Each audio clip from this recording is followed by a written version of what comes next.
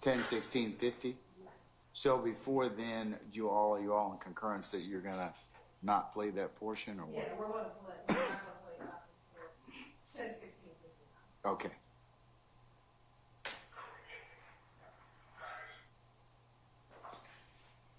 And where in the transcript is this? We are page 59. We'll be right around line 6. Okay, great.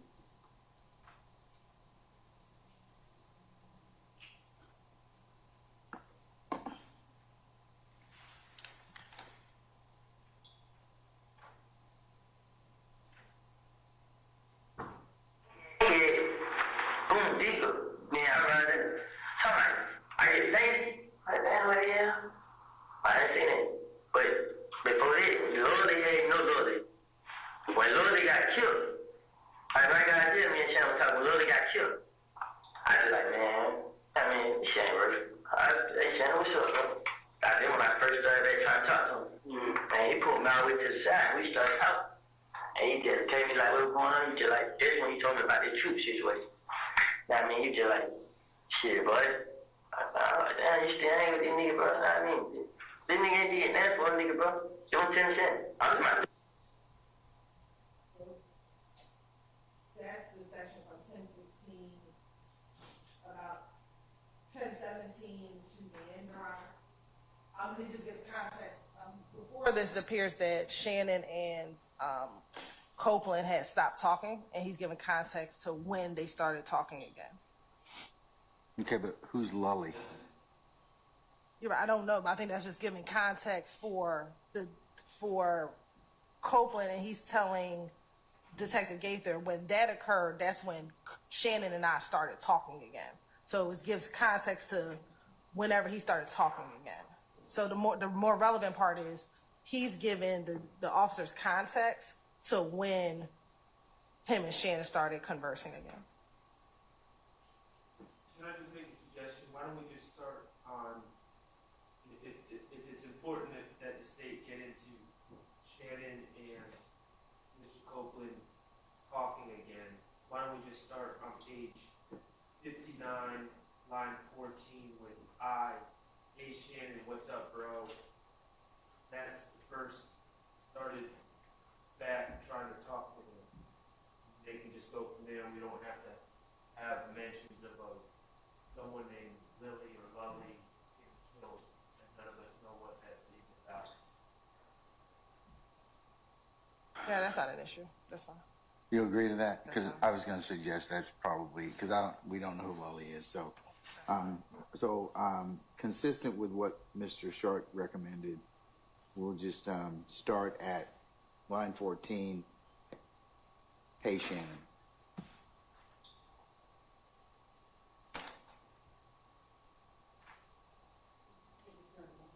Line 14, page. Yeah, I'm sorry, I didn't put it. Page 59. Hey, Shannon, what's up, bro?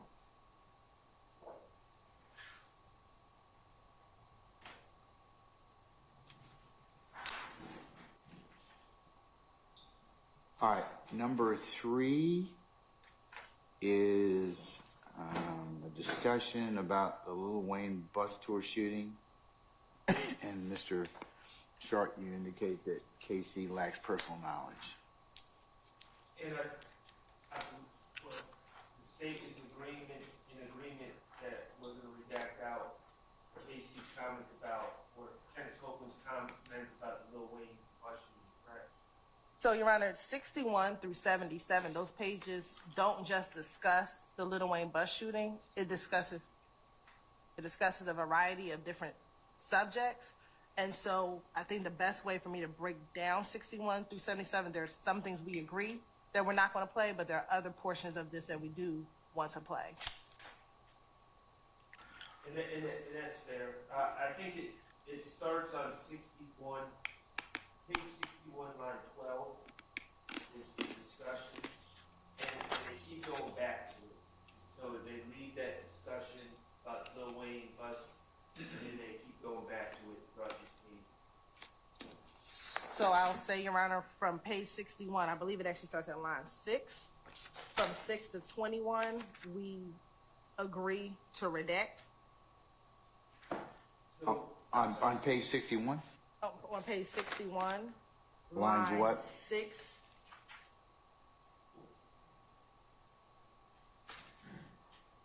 And it's really a portion of line 5, but fully line 6 through line 21.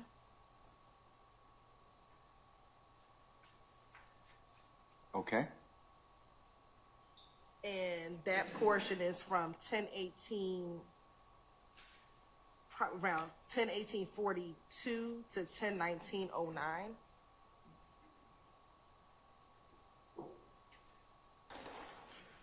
All right. Mr. Sharp, you okay with that? I'm in agreement so far. Okay, all right. The next portion that the state wants in is page 61, line 22 through page 62, line 14.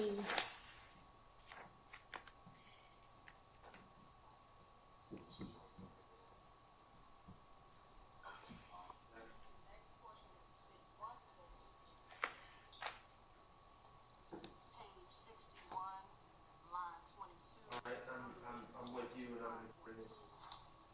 Okay.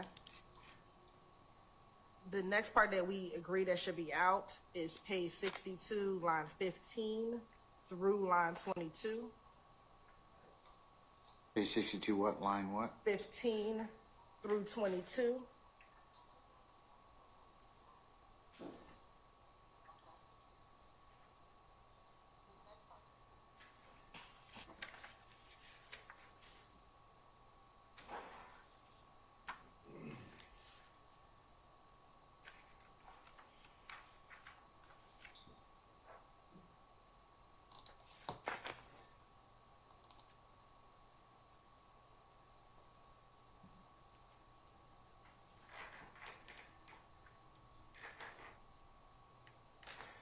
Okay.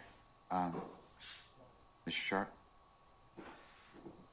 So I agree with what they want to take out, and then on page 63, just so everyone's on the same page, 63 seems like a discussion that Kenneth Copeland is having about information he got about Jeffrey Williams wanting to hurt him or set him up. Is that correct? Yeah, so the next part that we do want in is page 62, line 23 through page 70, line 16. To page 3 is what? I'm sorry, madam? Through page 70, line 16. Oh, excuse me, they want out, but we would like in. Sorry. Or, I believe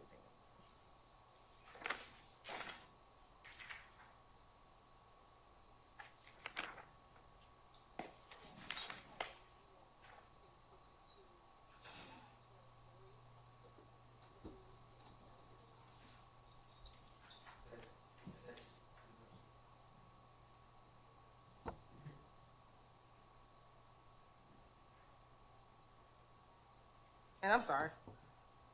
They want out page 62, line 23 through page 70, line 16.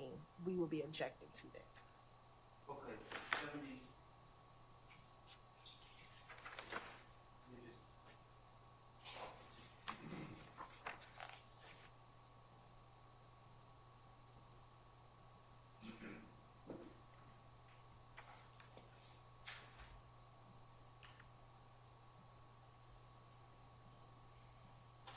So the state wants to play from 63, page 63, line 23 to page 70, line 16? Page 62, line 23 through page 70, line 16. All right, and the defense doesn't want to have that played. Your Honor, if I could just confirm.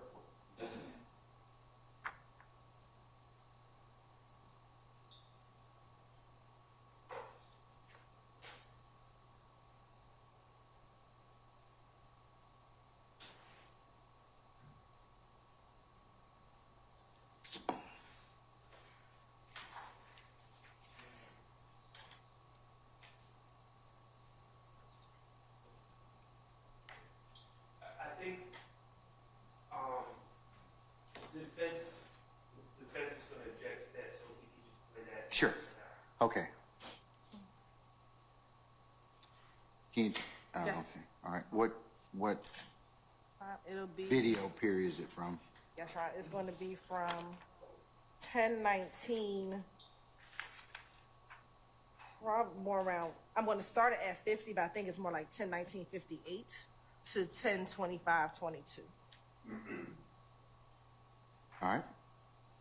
Whenever you're ready.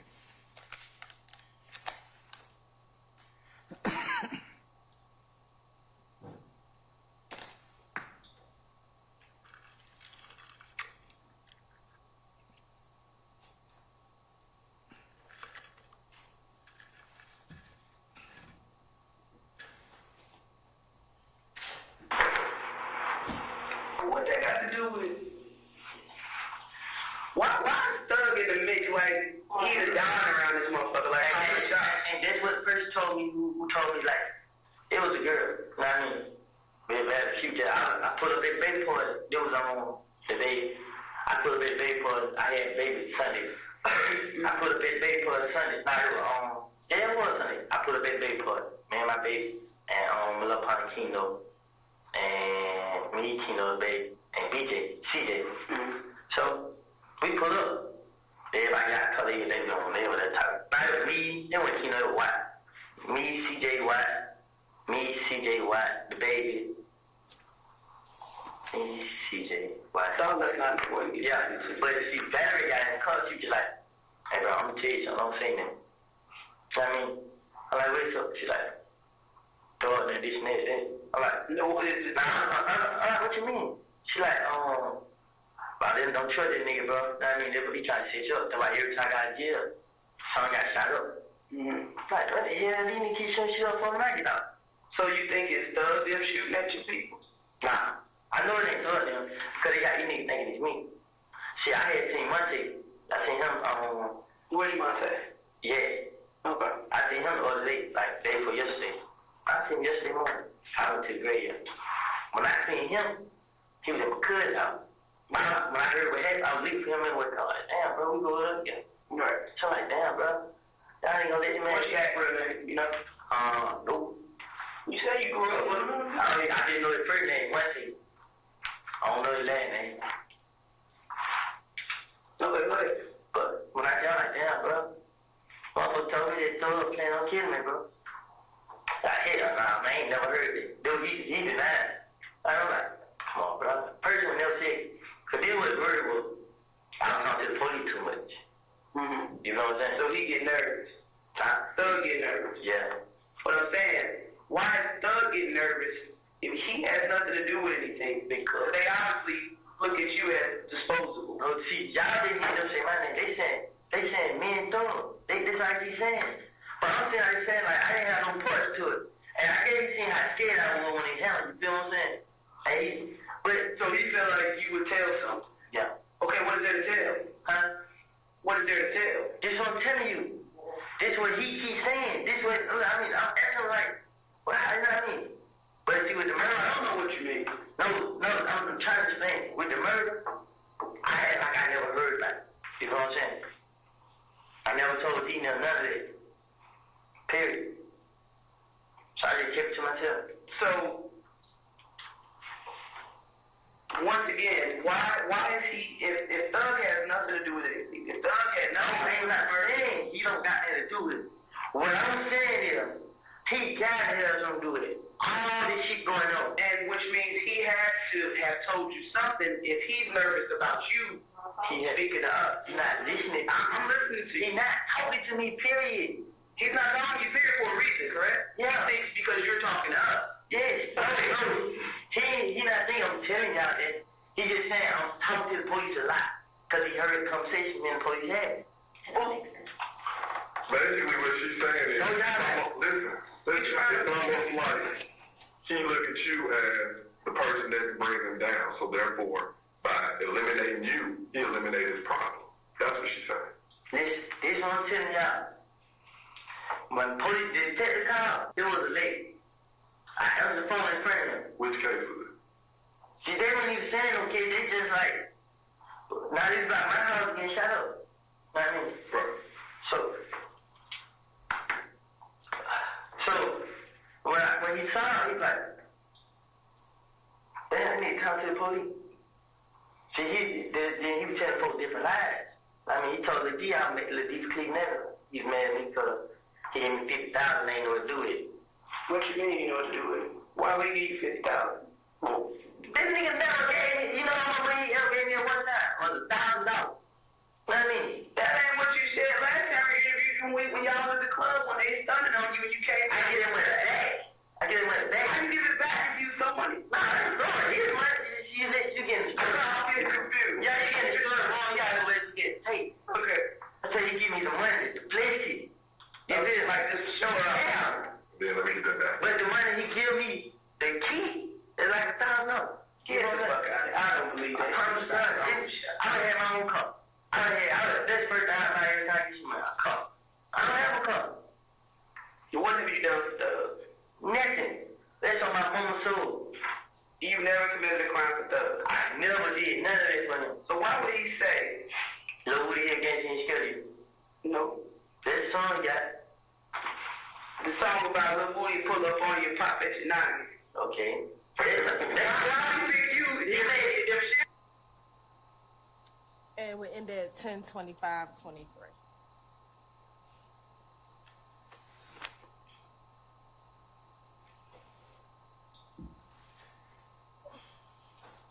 All right. I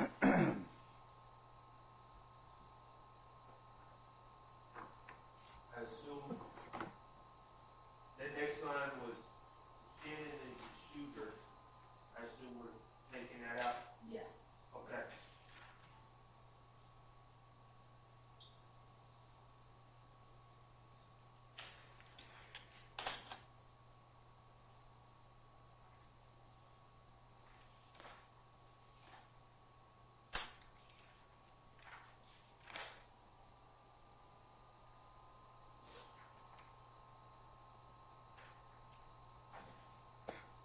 Okay.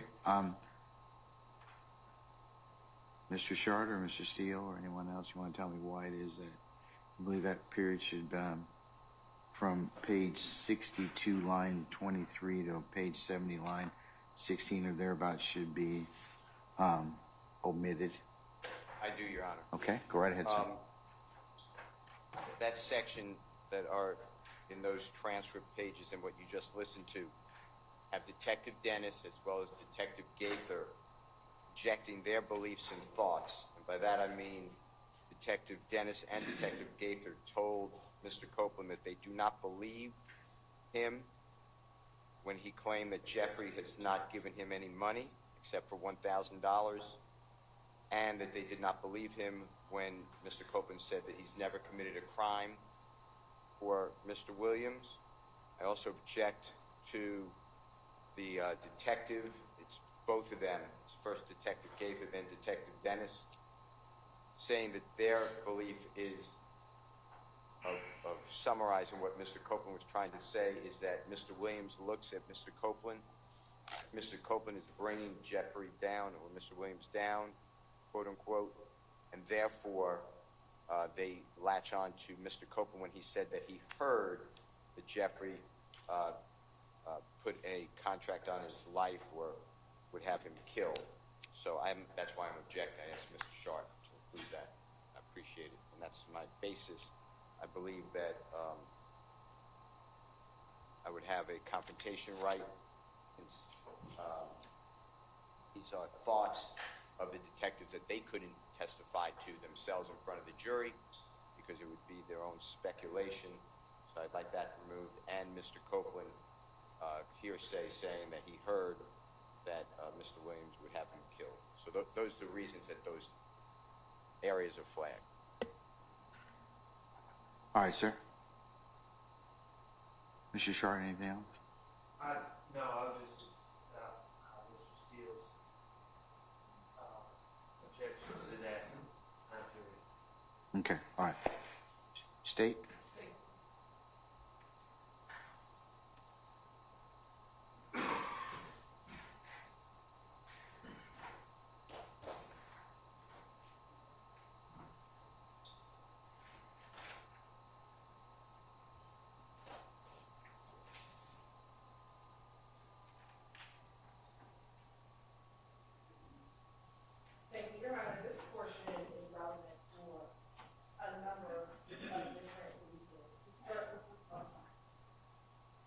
This portion is relevant for a number of different reasons. First, starting on page 62, they're getting into a conversation to understand why he is concerned about the fact that he's talking to the police. Where does that concern come from? And he begins to explain a number of different things. First thing he explains is how he learned of the fact that he thought Mr. Williams wanted to harm him. And it's not so much what Valerie told him, but what he did with that information. Even on page 63, he doesn't go into detail about what Valerie told him. She said, I think Valerie told him he's trying to set you up. What he does with that information is he approaches Yak, which is one of our co-defendants sitting in the courtroom today, Mr. Kendrick, to ask him about what he had just learned. And so we believe that this portion, whatever Valerie told him, isn't being offered for the truth of the matter asserted, but the effect on the listener, which is after hearing this, he went and asked Mr. Kendrick about whatever it is that Valerie told him. And then Mr. Kendrick then assured him that that wasn't true, that he isn't trying to harm him. And the jurors should be able to ascertain whether or not they believe that this interaction occurred. Then he goes into why there was a concern with Mr. Williams, and that's about him going to talk to the police too much.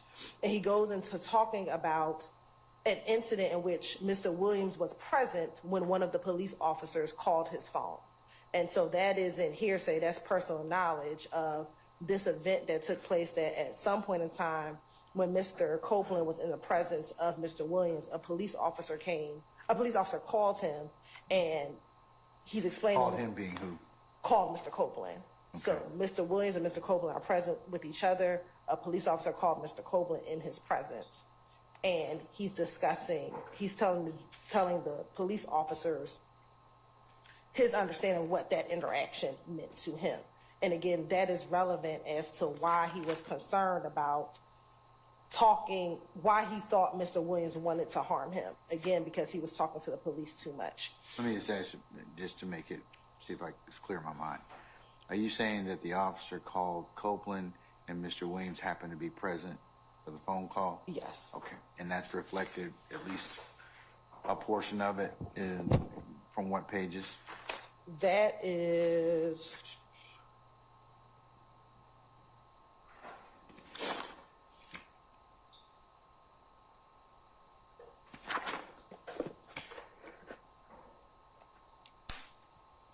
starting at page 67.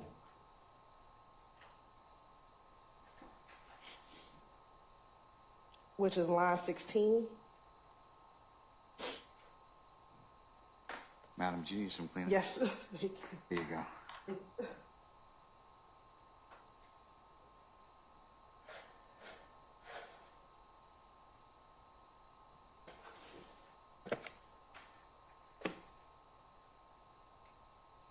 Page 16, line 60, page 67, line 16 is where he begins.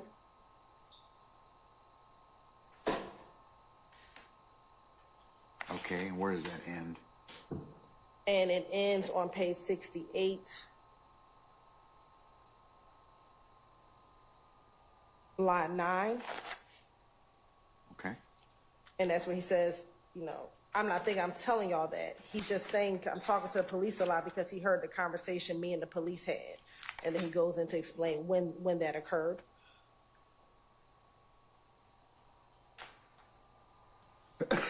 And then it goes into further, they ask him about whether or not Mr. Williams has ever given him money. And he says, no, he's only giving me $1,000 to keep. He's giving me money to flash, but not any money, not any additional money, because they're asking whether or not he's paid for him to do anything. And I think that that's relevant for whatever the jury determines that to be, whether or not they think Mr. Williams is or is not paying him to do anything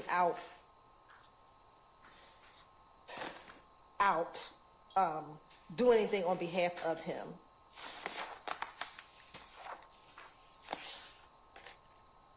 And then he goes in, they begin to ask him, why are you mentioning his songs? If you're not doing anything for him, why are you mentioning his songs? Why does he say those things? And they're trying to get an understanding from Copeland, and really trying to challenge his veracity and what he's telling them, Your Honor.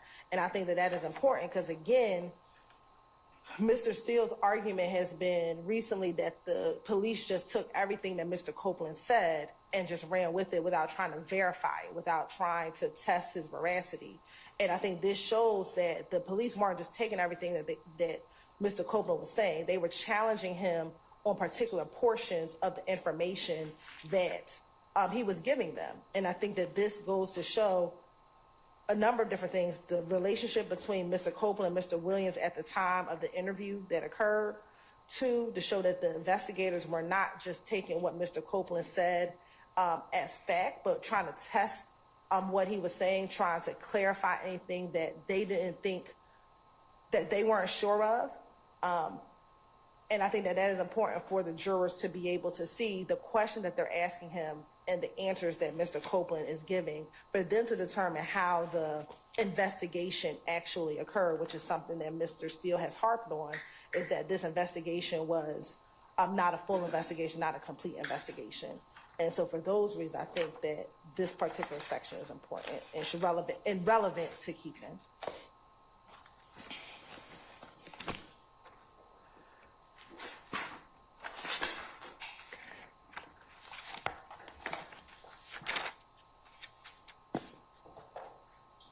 Mr. Weinstein, you wish to be heard since your client's mentioned in this at all? No problem. Okay, all right.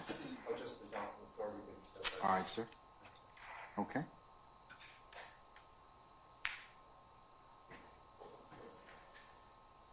Anyone else? Mr. Steele, do you have something? Follow up. Yeah, go ahead, sir. I also invoke 24-4-403 on the prejudice side about Mr. Williams supposedly having someone killed. I do not object if the state were to ask Mr. Copeland. I wouldn't object. Was there a time that law enforcement officers called your cell phone or your telephone, Mr. Williams was with you? Tell us what occurred then. Did Mr. Williams react? But they didn't lay that predicate. So I don't believe, again, like I've maintained my objection, that they can just play a sequence on June 10th, 2015 and expect there to be just admissible. So I'm objecting to that first predicate. Second part is, I don't object if Mr. Copeland testifies or if there's a prior inconsistent statement, if he testifies differently, that Mr. Williams was present when the police called. I'm not objecting to that. What I'm objecting to is law enforcement saying, that's not true, I don't believe you, that Jeffrey Williams didn't give you money and that you never committed a crime for Jeffrey. And for the state to say, oh, this shows the pushback of the police, it doesn't show the pushback of the police. To me, this shows that law enforcement has their theory and they're donating their theory onto the brain of Mr. Copeland. So I'm objecting to that because it doesn't show anything. You know, if law enforcement went out and we have reports, we have video, audio interviews, we have other witness statements, and they said, hey, we corroborated with X, Y, and Z that Jeffrey Williams put a hit on this man, or that Jeffrey Williams gave Mr. Copeland money to commit a crime. That's real corroboration. But this is not corroboration. This is the police telling the man over and over. It's what he testified to. Hey, Your Honor. Hold on, he's not finished. Hold on. I was lying to the police to get the target off of me. Anything I can do. So I'm not agreeing that the police can then just say through an out-of-court statement, we don't believe you. I think that the jury doesn't get to determine to hear that on what Detective Gaither and Detective Dennis say, because it is irrelevant. But let me interrupt you just for a second. Isn't that part of the way the investigation occurred, and isn't that what you're also claiming is that their method of investigation is not good? I mean, or not as full or proper, and I'm sure you made that argument and you're going to ask that on cross, but isn't that the same kind of first part of the equation? Well, if I open the door, maybe you change your ruling, if your ruling is in favor of Mr. Williams. But no, this is all the state's doing. The state asked you, you agreed that they can get into, without giving us any reports, any statements. Remember, there's no reports. There's no reports. You've asked me that you've made that statement many times. That's what your assertion is. There's no reports. There's no expert reports or anything like that. This is just their investigation, correct? And I know you have some consternation about that. And I know you can follow up on that too, so. But their investigation became, don't tell me what was said, but did you investigate this? And as part of your investigation, what did you find? Well, we found out that Jeffrey Williams is in charge of this criminal street gang. To me, that was a total violation of every reason we come to court. But the state can now put it on me and say, well, Mr. Steele is challenging the way that they did their investigation. When I cross-examine the witness, maybe it'll change. I haven't cross-examined him. That statement by Detective Gaither and or Detective Dennis, Your Honor, to me, just cripples. It tells the jury the police know something that I have no idea where they get their information from. It's their belief. There's not a scintilla of information in this 8 terabyte of discovery or the trial yet where anybody except the police theory has said that Jeffrey Williams asked anyone to commit a crime. That is all from the mouth of the prosecutors and the detectives over objection. So I don't want this to be included. And then you have a murder. That's a murder. It's not, go and steal that bicycle from the child and then we'll get him a new bicycle. This is the ultimate. So Mr. Copeland is saying, I heard it from another person. The state, I'm going to another argument. The state then said, well, we need that as the foundation for why did Mr. Copeland go to Mr.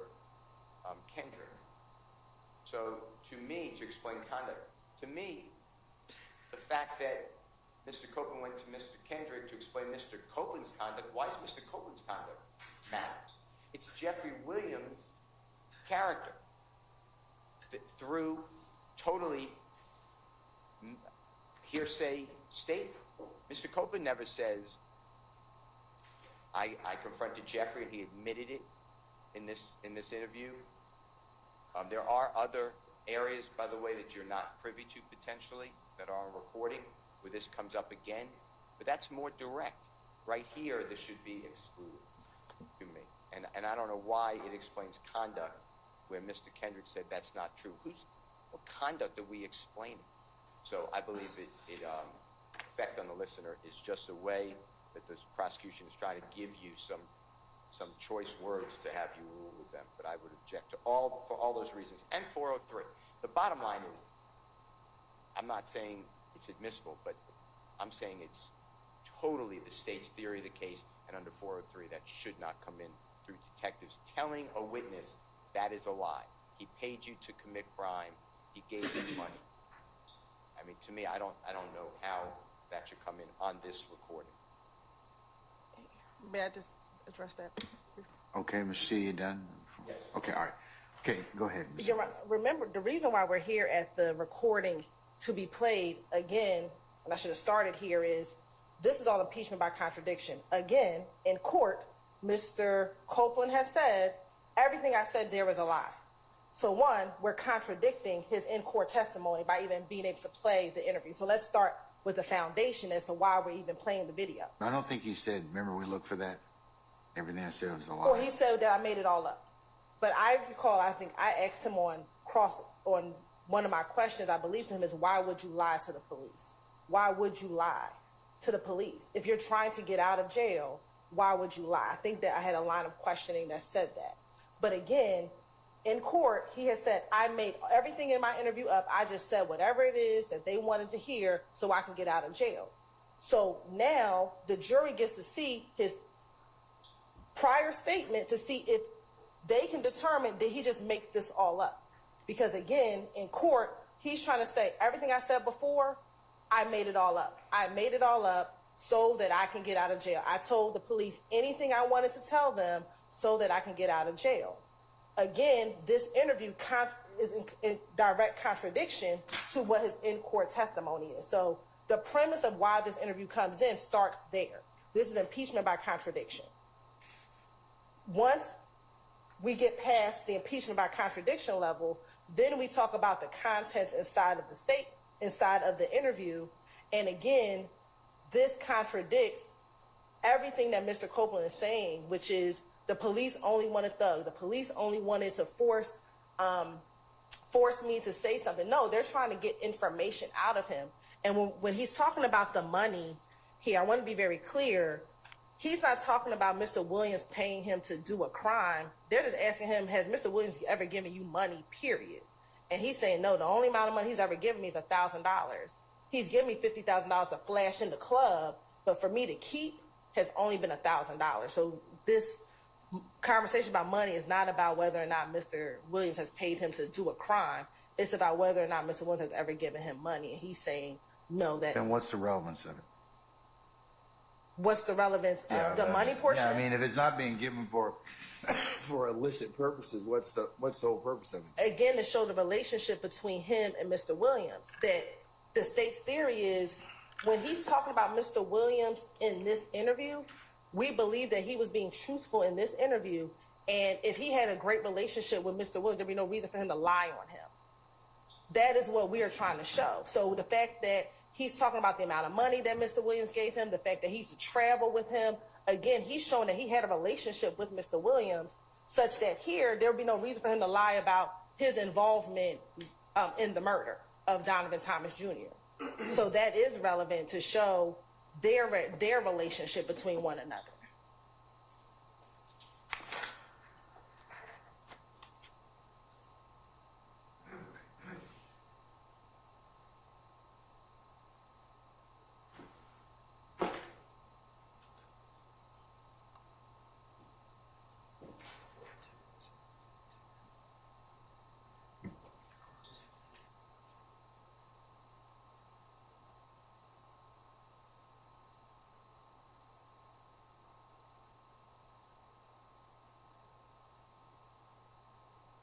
I'm just asking, are you trying to point out the fact that if the relationship was so good, why do you give his money back? Or is that what you're trying to impeach him on, or what? So we're impeaching him first and foremost on his in-court statement versus the interview.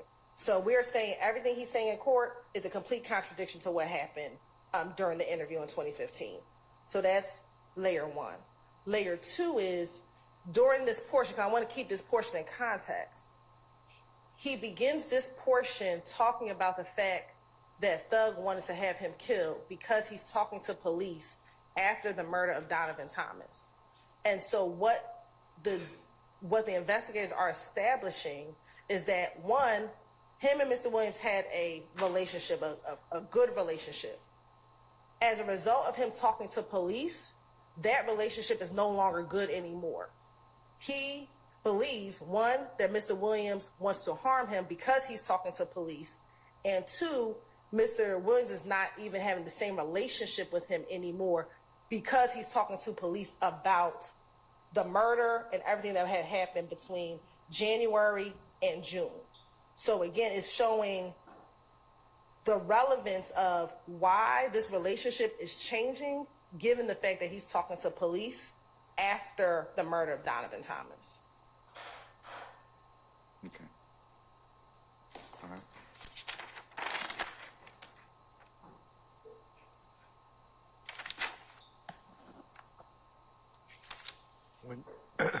When you're ready, Judge, can I add one more layer, please?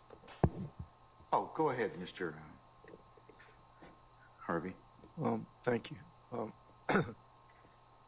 I understand the arguments that have been made. We also made the other day the argument that this particular statement has been made after the witness had a motive to falsify. Therefore, under TOMI and the relevant authorities, it's not admissible as a prior inconsistent statement.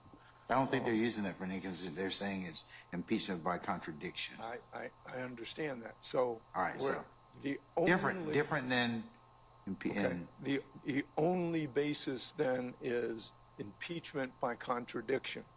So if that's if if that is the precise reason, then I have a question as to whether or not that is admissible as substantive evidence or admissible for impeachment only.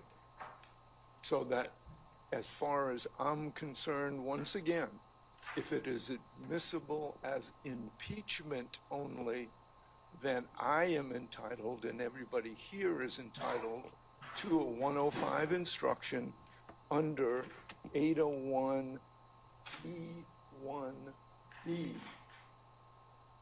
So that's I think it's being admitted for impeachment only. It is not substantive evidence, and therefore I'm entitled to a limited instruction under that code section. Okay, all right. Thank you, Mr. Harvey. Ms. Hilton?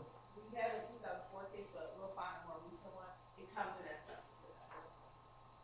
And the case that we had is Robinson v. State, 278 Georgia 31.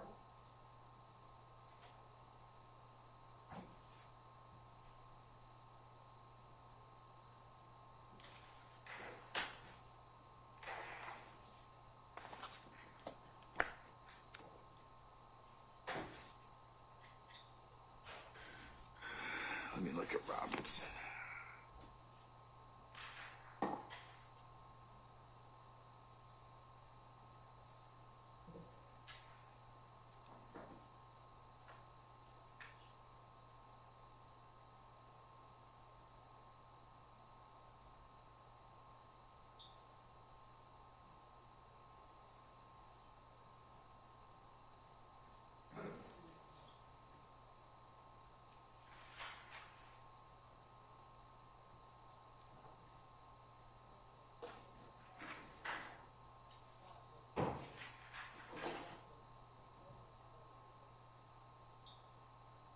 Your Honor, we're going to look up a different case. I think the Robinson case was prior assistant statements, but give me 1 second.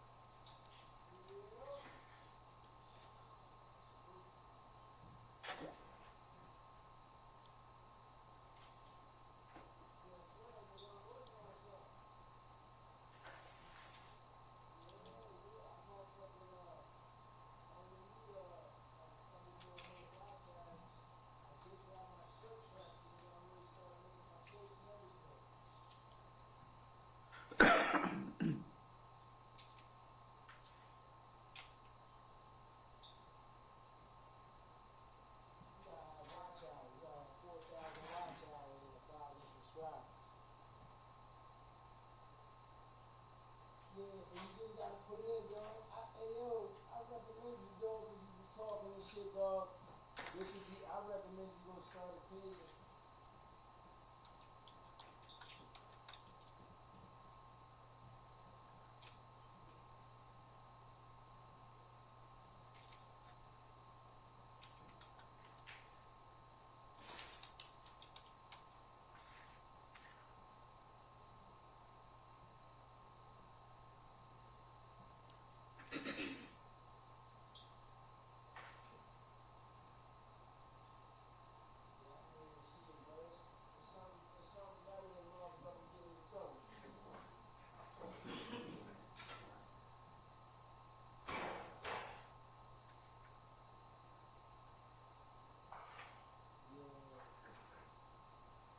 It ain't, bro. That's why I said.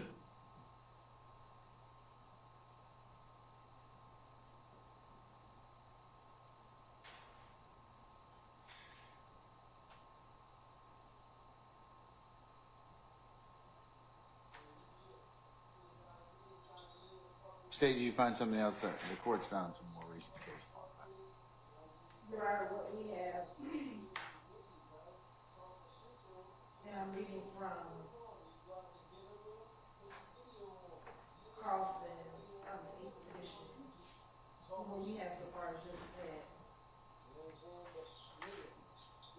federal jurisprudence identifies that.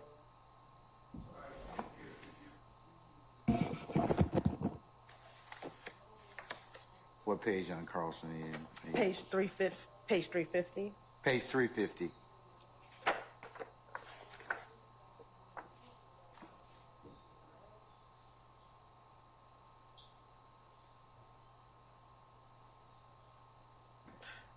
What we have is, and they're citing from United States versus Chaparro, Chaparro, 956 Federal 3rd 462, which was a 7th Circuit 2020 case.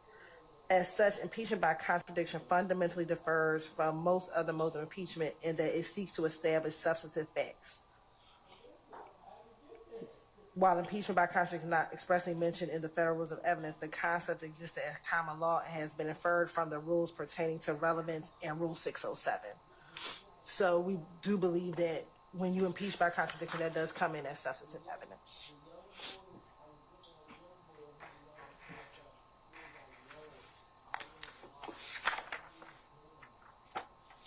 That's a pretty thin read. Well, Rozier, Rozier versus the state from our Court of Appeals, cited in August of 2022, 365 Georgia Appeals 178, seems to indicate that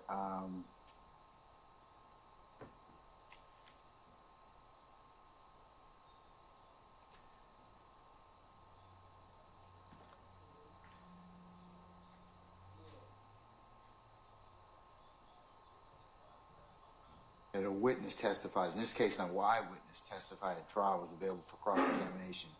It comes in as substantive evidence as well. So, but we can take up all that stuff. I will have to give instructions on that later as well. So, Mr.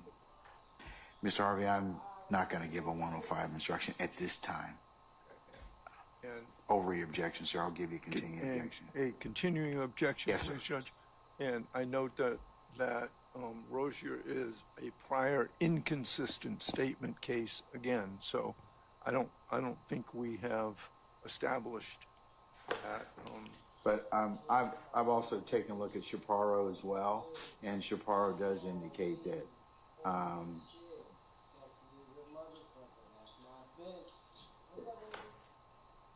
as Miss Hilton has indicated. All right, so But like I said, we'll take up that issue. I may have to, depending upon what happens, Taylor or otherwise, figure out what that applies to. Okay, all right. Anything else, sir? no, sir. Okay, all right.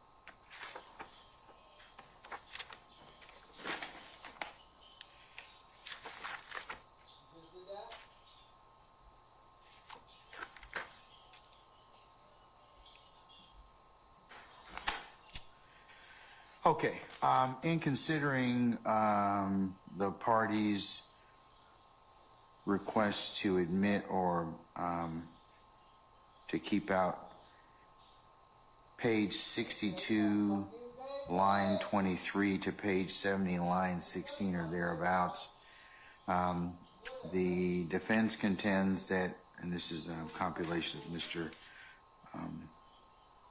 Steele and Mr. Shart's objections, primarily Mr. Steele, on behalf of all defendants, that they wanted to omit it because it inserts personal opinion, it violates a confrontation right, it's speculative, it's hearsay, and applying a 24-4-403 prejudice, they claim it's more prejudicial than probative. The state counters to saying it's relevant for several reasons, and they start off with concern about speaking to the police, that is Mr.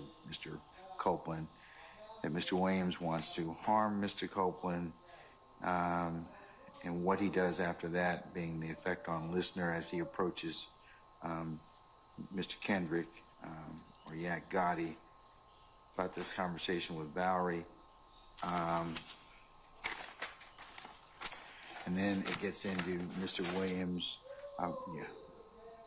giving him the witness, Mr. Copeland Cash, and that he is in Mr. Williams' songs. The state is of the opinion that this is impeachment by contradiction. It shows the relationship of Mr. Copeland and Mr. Williams and the investigation thereof, and refutes that this what was done in this particular case. The court is of the opinion that it does fall in the category of impeachment by contradiction, and in applying a 403 analysis under 24-4-403, the court is of the opinion that it is more probative than prejudicial. So I'll allow it to be played, and I'll give the defendants, Mr. Steele, a continuing objection as to that respect. Okay? All right. How about we take 5 minutes, take a comfort break? We can come back, okay? Thank you. All right. We're in recess.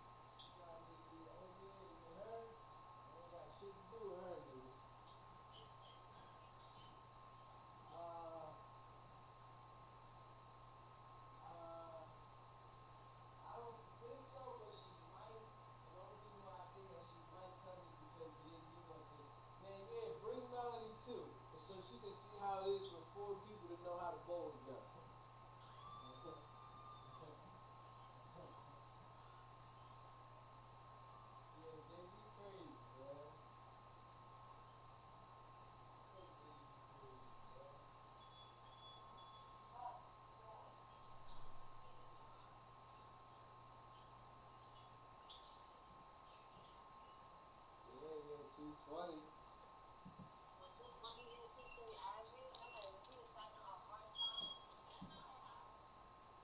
Huh? Nah, I don't think that's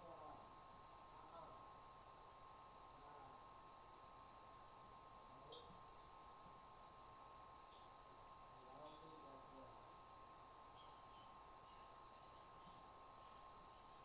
yeah. She likes it.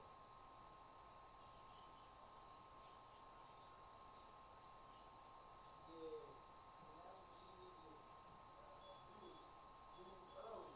Take calls from something early.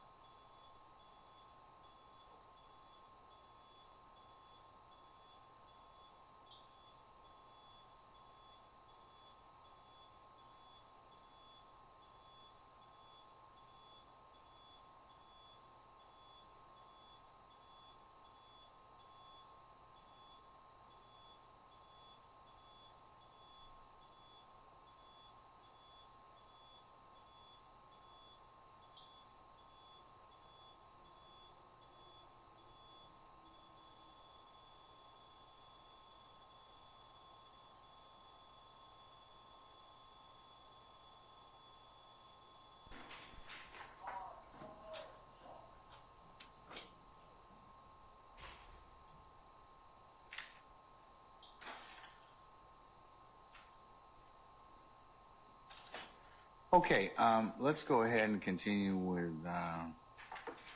where we are. Okay, I think the next period of redaction is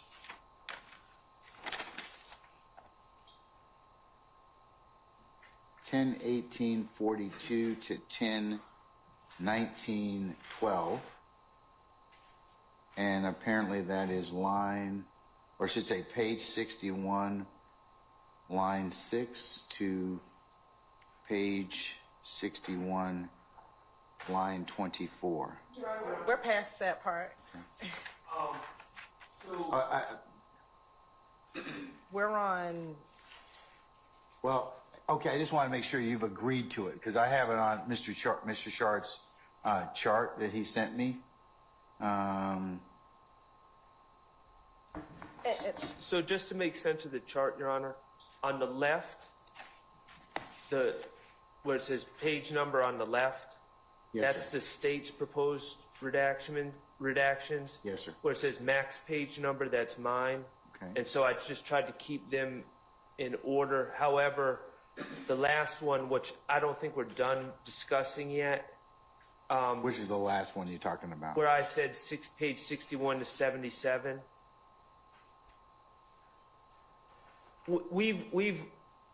Mine was broader than the state's individualized ones. So we've already passed the next three for the state, but we're still waiting through 61 to 77 on my end. Does that make sense? Yeah, sort of. Okay. Okay. All right. Okay. So I'll take sort of. So do you have any disagreement with the state's redactions from 10/18/42 to 10/19/12, 10/19/42 to excuse me, No, that's in. to 10/19/50, and then 10/25/23. No, I'm in agreement with all of those, and actually that last one, 10/25/23. right, takes us to where we left off, where there's a brief mention by or commentary by the detective that suggests that Shannon is Jeffrey's shooter, and so the state, that's the 10/25/23, which the state is taking out. Now now in my opinion we have to wade through the time period after that until we get to page 77. So the next portion, Your Honor, that I'm not sure if it's in contention, but it would be page 70, line 21 through page 72, line 4, which is about 10:25:27 to 10:26:13. Right. And that is just to get everyone on the same page, because I have the transcript for the defense. That is there's more commentary in there from the detectives stating their opinion that Mr. Copeland has in fact committed crimes on behalf of Jeffrey. And they're saying, why would he put you in these songs if you haven't committed crimes for him? So I'm going to leave that to Mr. Steele. Okay, so Mr. Steele, Mr. Steele in the defense, for the reasons stated before by Mr. Steele, objects to that portion. And I can just play it, Your Honor. And that is the 10:25:27 to 10:26:13. Is that what you're saying? Yes, Your Honor. Okay, all right. Okay, I'll hear. Do I need to hear it? Yes, sir. Okay.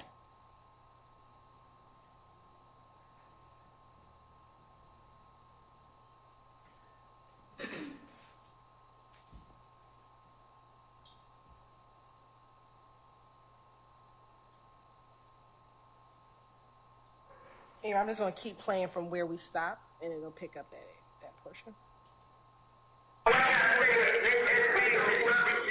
He made these songs when they got killed. What I'm saying is, this story, you wouldn't believe me if I said, I kind of told you this already. But before Thug was just saying things. We wasn't hanging with Thug, I know. You know what I mean? So this nigga did. He just had it, no one. I promise you this. Why though? Let's put it this way. This Thug,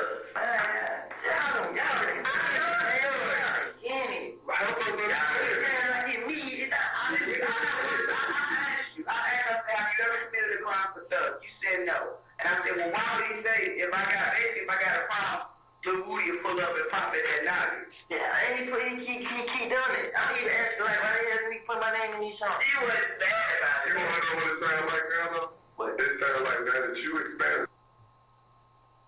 So we stopped it at 10:26:17, but that is, we played a little more because this portion will actually redact after this, but the period between 10:25:26 and 10:26:13, he's talking about the fact that some of these songs were made prior to Nut being killed, and the fact that they weren't hanging with Mr. Williams prior to him being famous.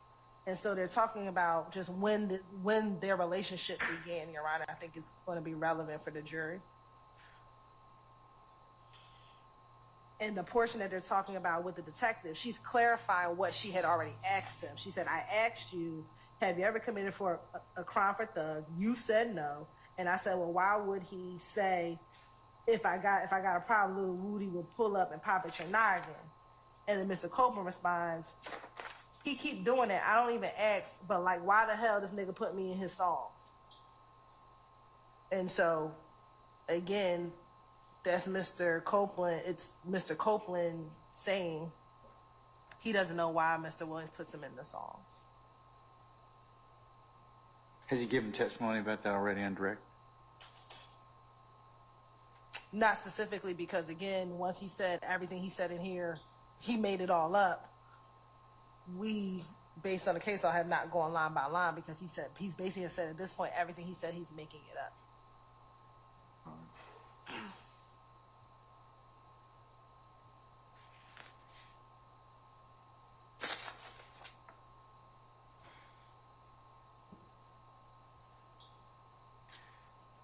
So what's your theory of admissibility in terms of this particular line of inquiry from line 70, from 10:25:27 to 2613. Here again, it again goes to the relationship of Mr. Williams and Mr. Copeland prior to this incident occurring. He's telling the detectives about when they met, when these songs occurred. So again, I think that's just relevant to talk about their history of how when they first met.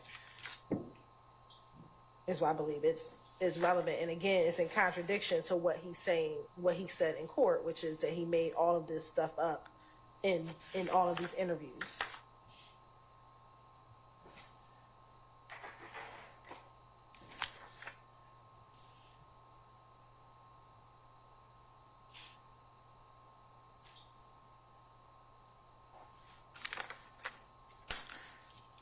Mr. Charter, Mr. Steele.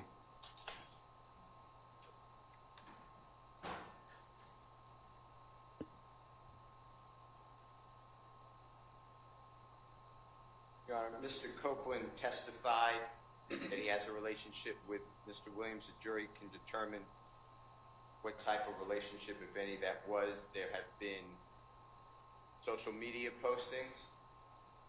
There have been pictures together. Mr. Copeland testified already that he met Mr. Williams after Mr. Williams was already an accomplished, well-known musical artist. This adds nothing. But if the state wants to put in a consistent statement, I don't know how it's admissible that they met, that one line that they met after that Mr. Copeland met Mr. Williams after he was an accomplished artist. I don't oppose that. What I do oppose is the detectives' statements again, and the fact that this is getting to, if you didn't commit a crime for Mr. Williams, why would Mr. Williams put you into a song? It's impossible for Mr. Copeland to pontificate why Mr. Williams does anything in a song without a foundation saying, I discussed that with Mr. Williams, which is not his response. And that's the part I'm objecting to, because it's, again, the detectives giving their theory that you do commit crimes for Mr. Williams, otherwise you would not be in a song. And Mr. Copeland denied that, and then they followed it up with the, well, then why would he put you in a song, which clearly Mr. Copeland could not get in the intent of Mr. Williams. Those are my issues. Also, the state keeps saying that Mr. Williams, that Mr. Copeland gave this blanket assertion, I lied, and I heard what you said today, and I know you looked at, that's not what he said. What he said was, I probably said all of these things you're asking, but I said them because I wanted to remove, basically, this is my impression, the target from me onto someone else. That's how I'm not saying that's a correct quote, that's how I understood what he testified to in your court. So those are my reasons. And under 403, I don't know why the detective's words get to be displayed to the jury on, oh, well, you had to have committed crime for Mr. Williams. That's Mr. Williams' character under 408, and it's also a 403 analysis again, I'd ask. Well, excuse me. And confrontation.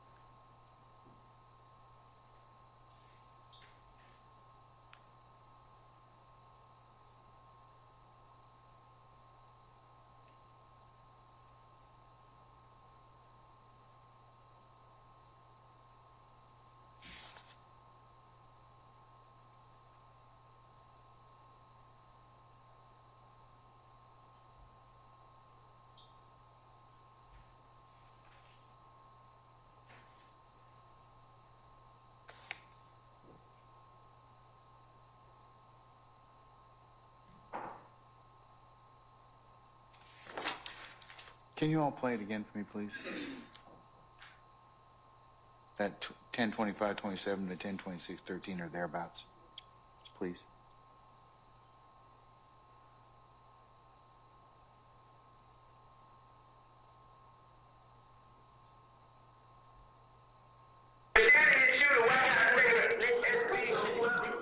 He made these songs when they got killed. It don't matter.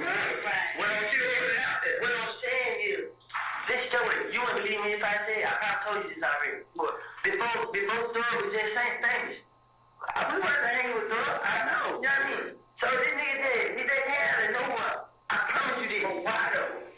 Let's put it this way. This Thug.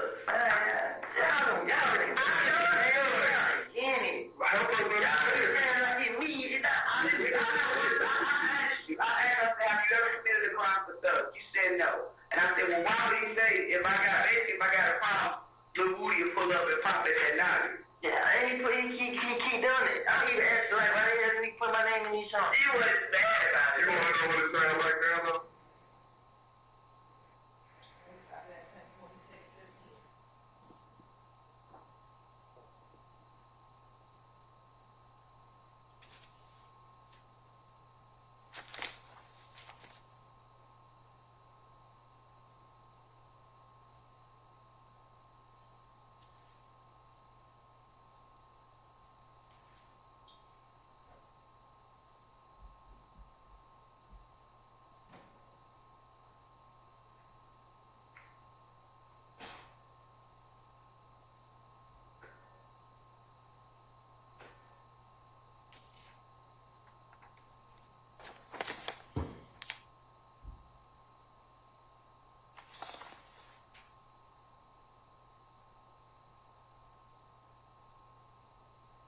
We can take it out.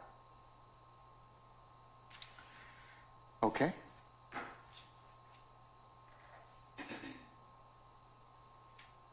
All right, that will be omitted.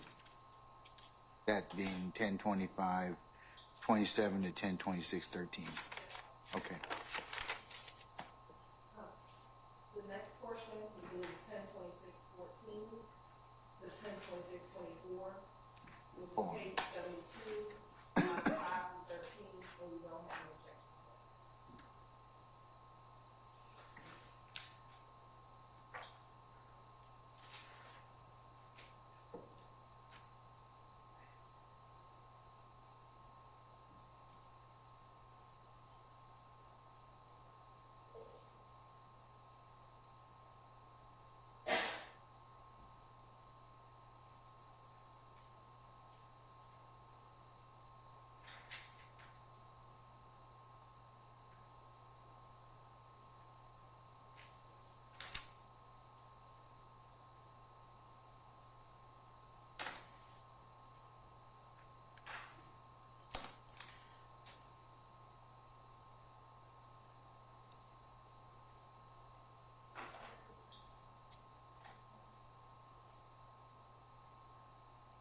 All right, gentlemen and lady, any further objections? The state says they're going to omit that, so.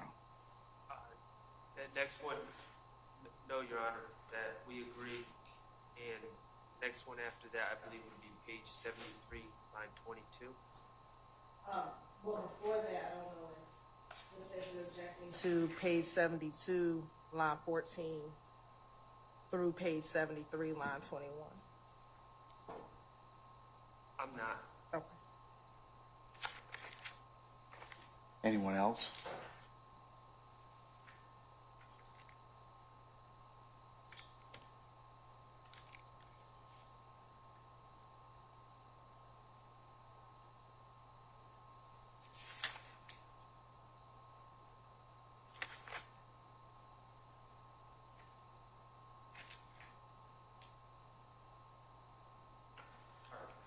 Yeah, I think we're all in agreement until we reach page 73, line 22. Yep, and so the state does not object to page 73, line 22, I think through page 76, line 12.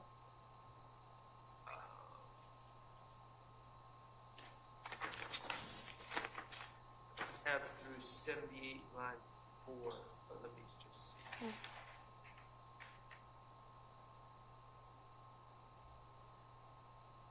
Oh, Yeah. okay, yeah. I'm sorry. Really, I have up until page 78, line 16. 70, line 16.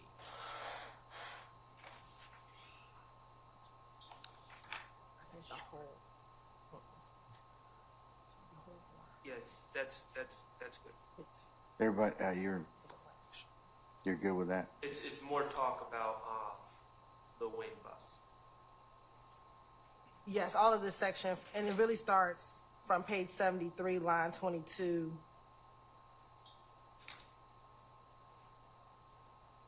Through 78, line 14, or line 16? Yeah, let me just go. Okay.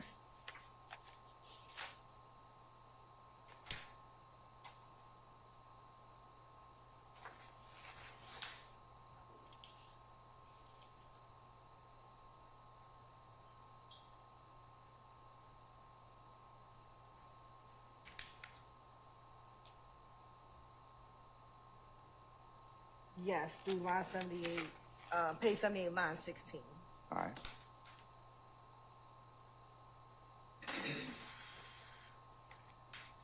What's the next area that you'd like to discuss? So the next area that I believe is on Mr. Shar's chart is page 89, line 3 through 6. 3 through 25. Okay, well, we did have objection to 3 through 6. Now there's another portion we would need to look at.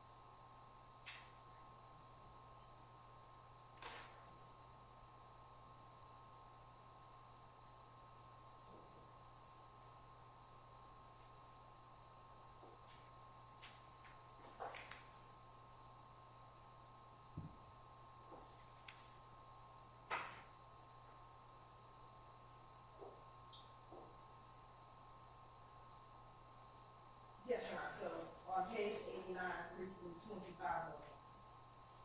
Page 83, you mean? Is it 83? Sorry, I thought we were page 89. Is it 89 or 83? Mr. Shar, I have 89. I'm looking at Mr. Shar for confirmation. Okay. 89, 3. I think it's 89, 3 to 93. Oh, well then we have some it expanded. First I thought it was just 3 Okay. through 24. Yeah, I'm trying to. It's tough because he keeps going, kind of shifts topics.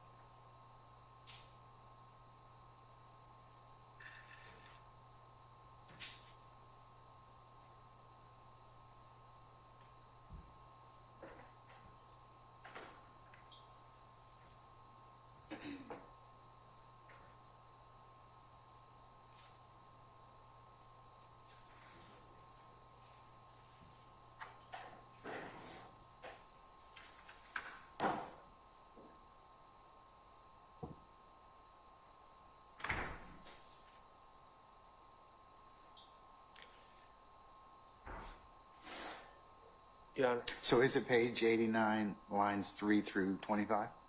That was the original group, so we don't object to that 89 through 24. Like we added something. 24, I should say. So, and we appreciate the state agreeing to page 89. On 90, the difficulty with this, Your Honor, and this is going to be a call that you have to make. Mr. Copeland, when he's telling some of these stories, he begins with, this is what they said, and there's not a clear delineation from when he is speaking on what other people said to where he's speaking out of some sort of personal knowledge to where he's speculating. 90, on page 90, I'd ask Your Honor to take a look at that. He continues to, this begins on page 89 where it says, I'll tell you, they come in too because they saying Birdman wanted to sign Bloody J. So it begins with... That's line 3. Yes, on page so 89. so it begins with they saying. At some point, he's talking about, continues to talk about business relationships of who he calls Thug and Birdman, and then he's asked about gang membership and rankings of different individuals in the gang, including Shannon, Mr. Kendrick, and Jeffrey. So Where is that particular? on page 90 as you go further down, and I am expanding it, so I will apologize to Ms. Hilton. But Before we go further, is the state in concurrence that you're gonna, that line, at page 89, lines 3 through 24 should be omitted? Yes. We don't. Okay, all right, so unless somebody has an objection to the contrary. Anyone? Okay, let's start on page 90 then. And you can further your argument. So which lines or which pages, starting at page 90, are you saying that should be excluded? Well, 1 to 3 seems to be a continuation of the redacted conversation. But then after that, they talk about gang membership. They say, what's Thug's ranking? But Thug ain't blood. They say he won't answer the phone for him. Right, that starts around line 11. 11. Okay. And so it's they say, so that seems to be based on hearsay. And then they ask about what rank he's claiming, and he says, SHIT, last I heard, like, cause Shannon's supposed to be G-Shine, and Yak's supposed to be some other blood set, some bounty. I listened, I heard bounty type SHIT. I don't know, is Copeland's response. So it seems to me that this gang information on page 90 is a combination of what he's heard and speculation, and then he kind of ends it with, I don't know. So I don't think it would be appropriate to play such flimsy evidence with a source that cannot be determined for the jury. I think it's probably best that we play this section because I don't think the transcript gives the context of what the section Okay. is. All right. Let me hear it, please.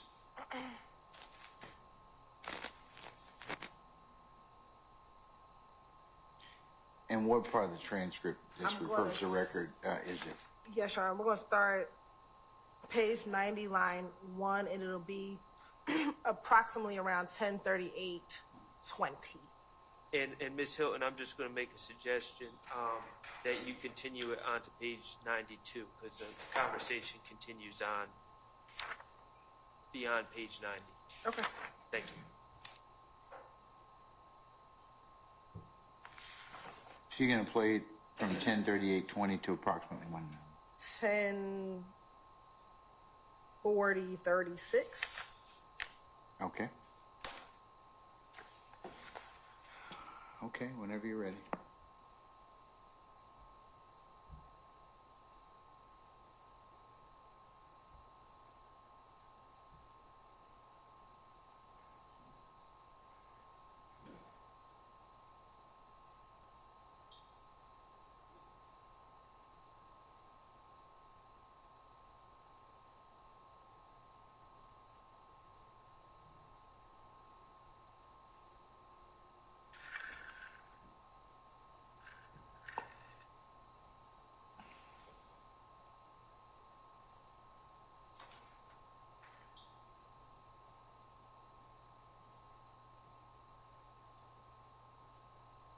It's gonna start a little bit earlier, Your Honor, at 10:38:16.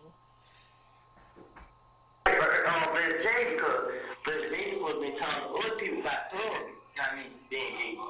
That's what that was about. Them two not that cool because Thug said they talk about it. You get it? But see, these artists, you know what I'm saying? Like, it's like now, new artists, new. So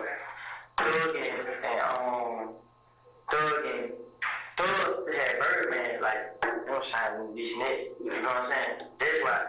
And then they got to it. What's Thug that's right here? They saying Thug ain't blood. They say he gonna answer the phone for him. See, he's just saying he a blood. Then he went answer the phone for who folks? Yeah, top dudes. Yeah. What ranking is he claiming to be? Or claiming to be? Last I heard, like, Shannon's supposed to be G-Shine, and Jet's supposed to be some other good shit, some Bounty type shit. I don't know. You said Bounty? Yeah, I ain't sure what Jet. So probably some shit. And they been out arguing about everybody being this shit, and they like, look, and everybody 6 months Rolex and whatever, however you said. You hear me? And like, ain't nobody getting that. So what is, once again, what rank did you hear, or what rank is Thug claiming to be? The last time I heard he was sustained, it was like, he was over all the clean levels. What is the name of the sustained? I don't know how they, like, they got different stuff for different blood games. Okay, he's supposed to be Slurm, SMM, whatever. Yeah. So what's the stain for that game? Because I know, they got, you're not listening to them, they got different stains. I don't know how much stain he got. They don't be like 5 more. I don't say shit like that. Mm-hmm. They come out some M shit, so I don't know what they mean. So M something? Yeah, M5 or something like that. I don't know what they mean. So there was T was M5. And to the best about there, got convicted or when it happened. Now when he got locked up, they said he's supposed to testify. So they took his name. Yeah, and they made him do it. So he just signed or it's a YG or whatever. How you gonna put it? So We stopped at 10:40:39.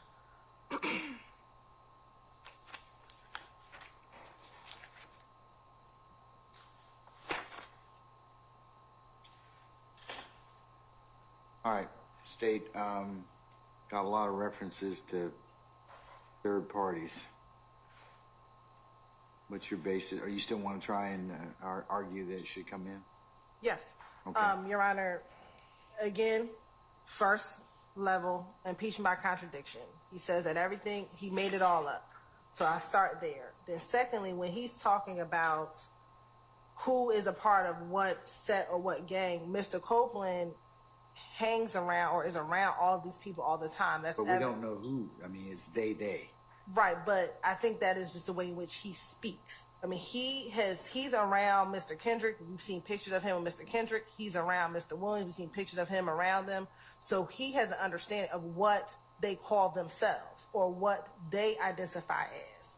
And so he is telling them that is what they say. They claim that they are this. They claim that they are this. But this is not a third party telling him these things. He is friends, or at least at this time or prior to this, friends with each and every last one of these individuals, from Mr. Stillwell, Mr. Kendrick, and Mr. Williams. So he is telling the officers what he understands them to claim.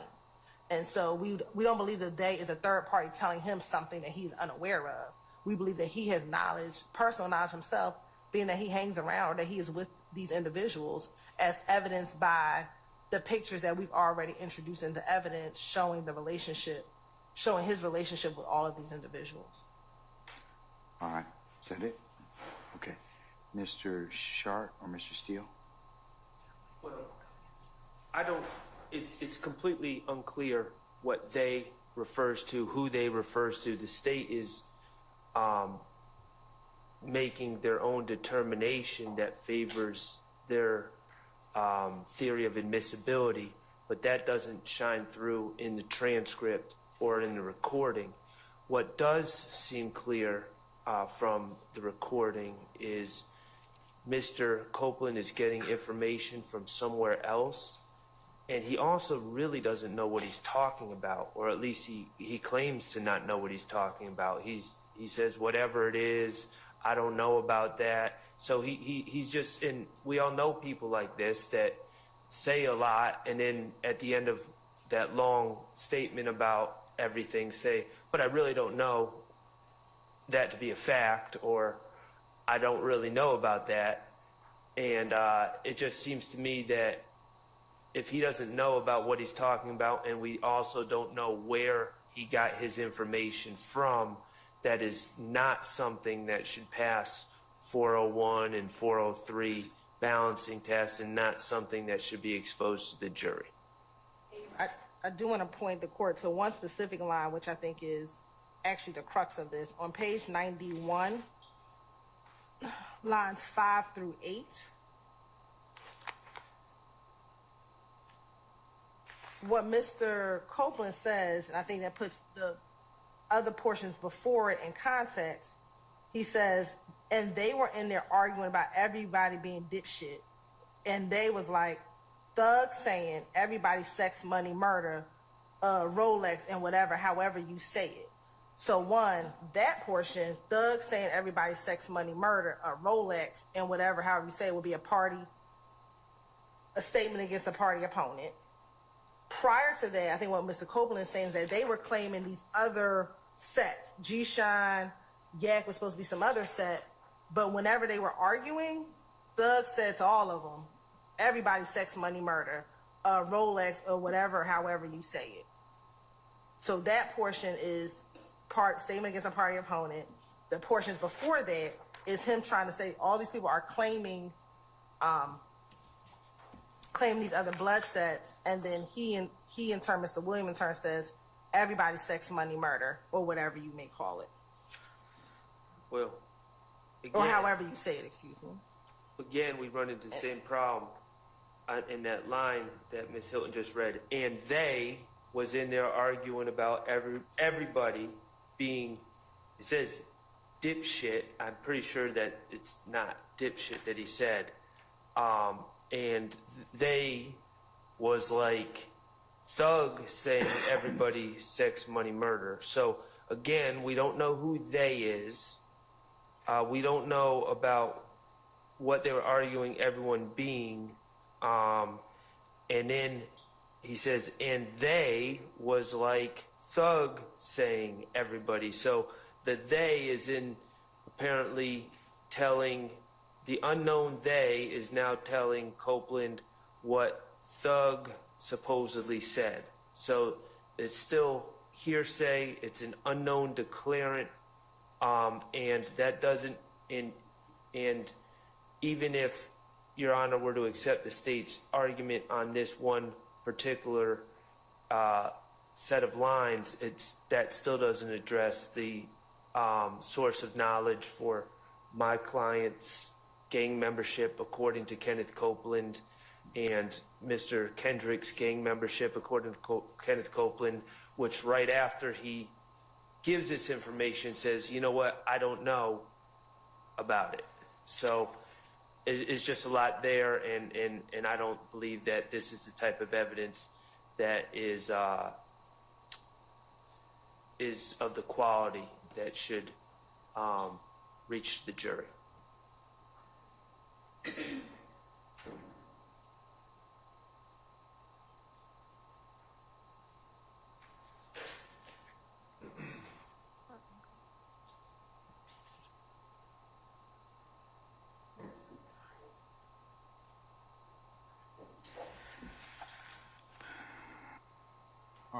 in considering transcript 1038:20 to 1040:36 or thereabouts,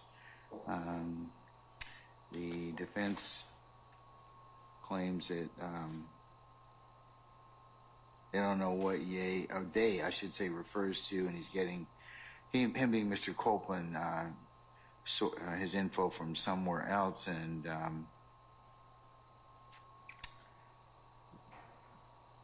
the unknown they is giving Mr. Copeland information. The state says this is impeachment by contradiction. They is a reference to what the witness, Mr. Copeland, knows, and that's just the way he talks, and this refers to his personal knowledge. The court is of the opinion I have to take a look at the most plain reading of the transcript and listening to the audio, and I'm inclined to agree with the defendants that we don't know who they is, and for that reason, I'm gonna exclude that particular part of the that to be played. 1038:20 to 1040:36. And thank you, Ron, but can I go to a specific portion that I understand the court's ruling? On page 91, line 20 through 22, which is a small portion of that section, Your Honor, when the detective asked Mr. Copeland, okay, he's supposed to be slime, SMM, whatever, he says, yes, yeah. That particular line, we believe, is based on personal knowledge. So we understand the court's ruling as to everything above and everything after, but we would ask for those two lines, because that's not a they, that is, they ask him a question, okay, he's supposed to be slime, SMM, whatever, his response is, yeah.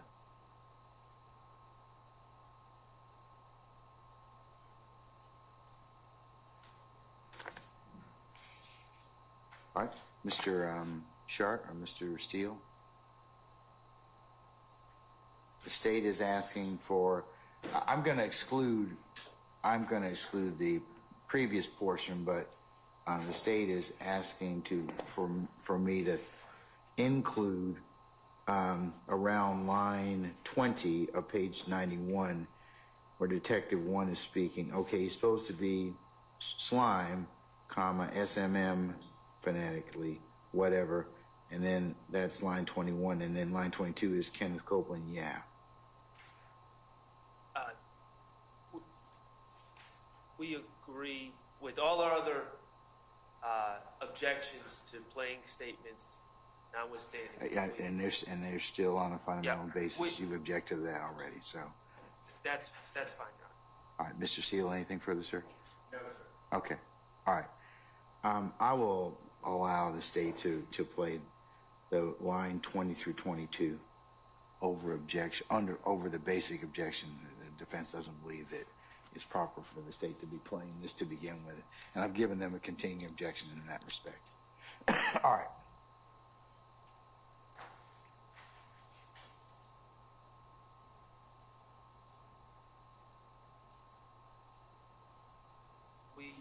Hold on one sec, sir.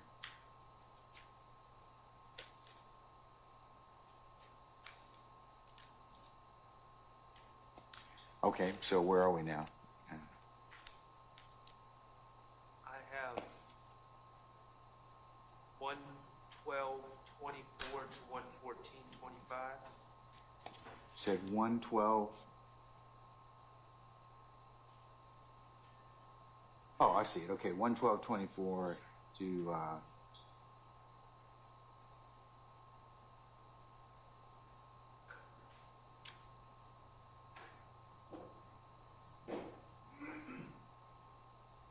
is that page 112, sir? Yes. Okay, hold on. Page 112, line 24 to 114, line 25.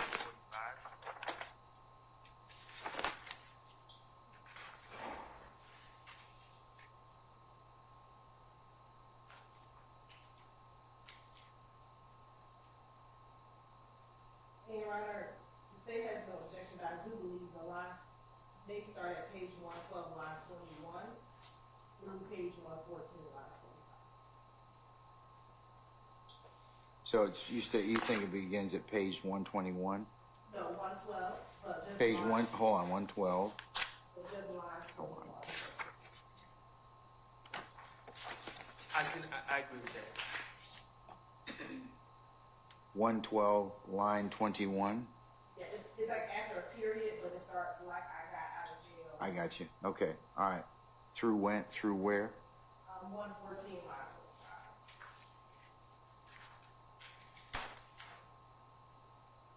25. All right. Any further objection or discussion in regards to those pages 112, line 21 through 114, line 25? All right. Hearing none, those are excluded. Okay. And that redaction covers the state's next redaction, proposed redaction, which we would agree to, and it was covered in that last one. Yes. So I think the next is page 122, line 19, 124, line 10.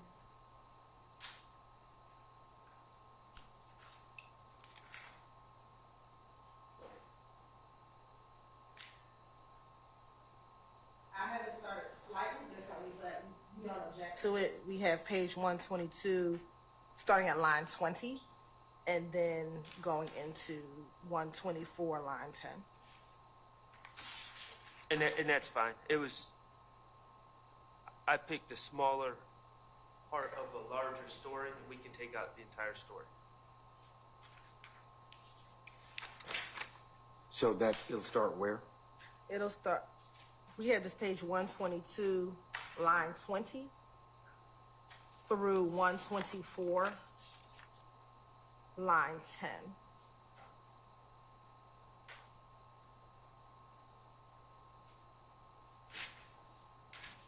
All right. Any further discussion in respect to the page 122, line 20 through page 124, line 10? All right. And your the time is 11:02:31 through 11:04:01. 11:02 what? 31 through 11:04:01. Okay. All right. That'll be excluded. And your Honor, for the previous portion that we just discussed, the page 112, I'll give the court the time as well. Go ahead. That's 10:55:49 through 10:57:18. All right. Thank you.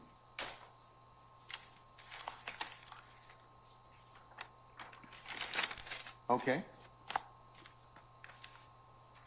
The next section, Your Honor, is defense has page 129. I believe the portion is page 129, line 18 through 25, and then goes into page 130, line 1 through 20. Okay.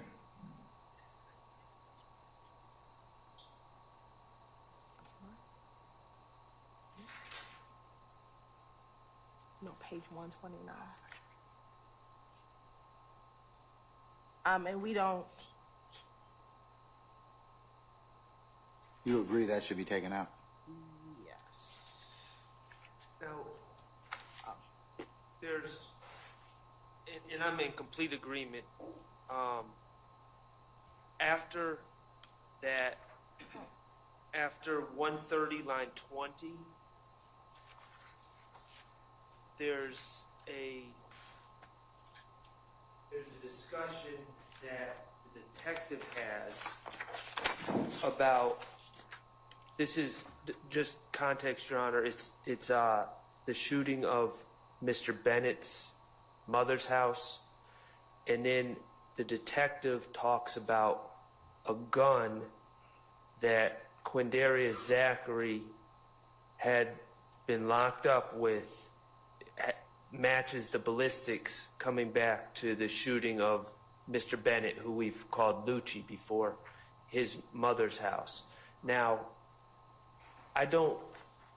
speaking for myself, I don't have a problem with that discussion on the assumption that the state, what I think is inappropriate is if this discussion enters evidence and the state is not going to produce any witnesses that make the ballistic match between a gun and the shooting at Mr. Bennett's mother's house. We do intend to introduce ballistic evidence showing that that gun matched the ballistics from the second shooting match the gun that was found on Quindarius Zachary. It may. So, for context, Your Honor, on January 20th, Mr. Bennett's mother's home was shot up twice on January 22nd, 2015 and January 26th, 2015. The shell casings from the January 26, 2015 shooting matched a gun recovered from Quindarius Zachary in May of 2015. The state does intend to introduce evidence that the gun found on Mr. Zachary matched the shell casings from that incident. From January 26th. Our stance is until that link is made through evidence that this part of the statement should be redacted. I would concur. Until that evidence is actually put forth in your case in chief. I'd exclude it at this point.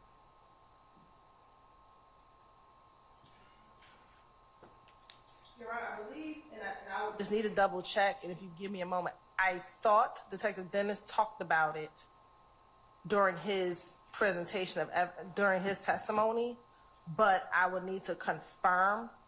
I think he talked about it. Now, whether or not did you introduce?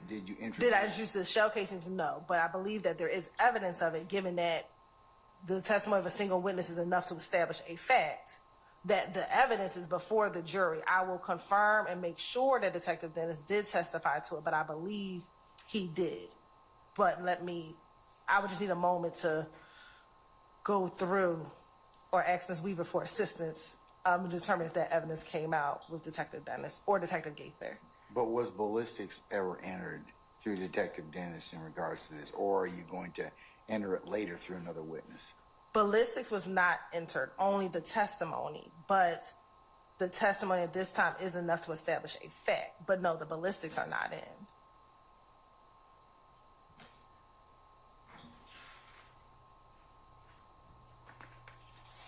And to be clear,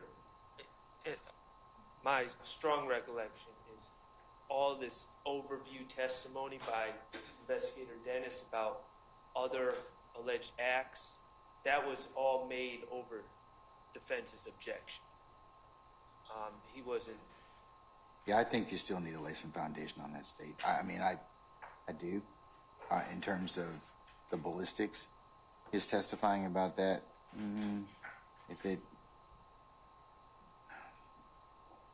I understand, of course, position, the state's brief argument, even if it came over objection, that testimony is still before the jury. That testimony is still evidence. But I do understand the court's. The defense has made another objection, and the court is of the agreement that it's still foundation. You still need to lay some more foundation in regards to the ballistics for that to be then testified to.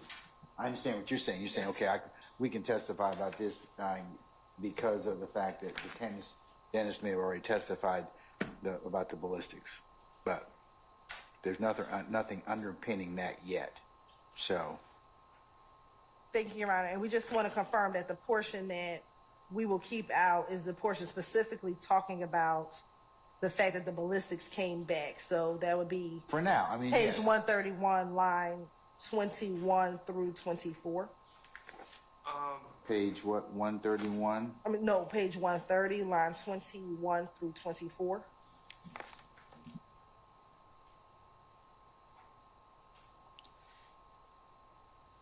Well, there's other. There's also 131.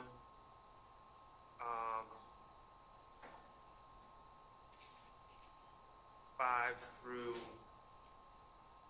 15.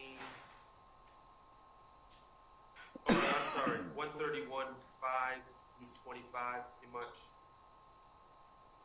I'm sorry, Mr. Sharp. 131, 5 to 25. They keep making reference to the ballistic match.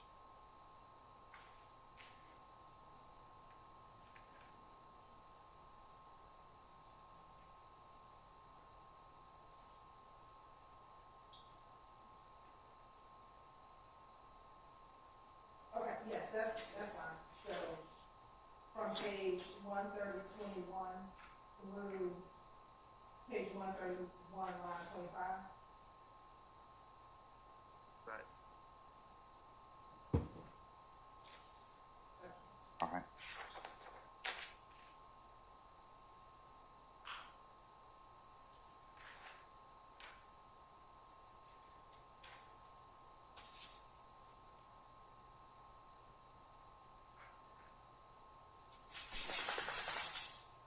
Folks, you want to stop here, given the fact it's right at lunch, and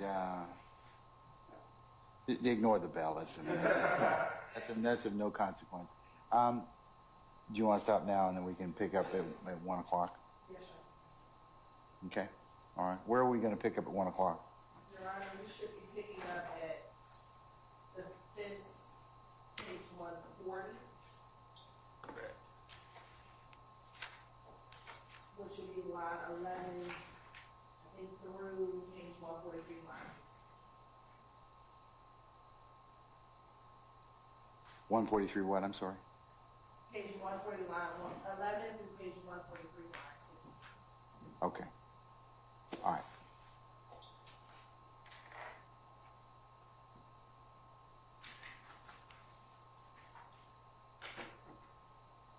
Also, for purposes of our continued discussion after we exhaust this from Mr. Sharp, I am now in possession of Mr. Adams' proposed redactions that pick up from there, and I will include that email and its references to Ms. Weaver as the next court's exhibit in order, and we'll begin to exhaust that once we finish with Mr. Shart's. Okay? Thank you, Your Honor. I think I emailed that to You did, sir.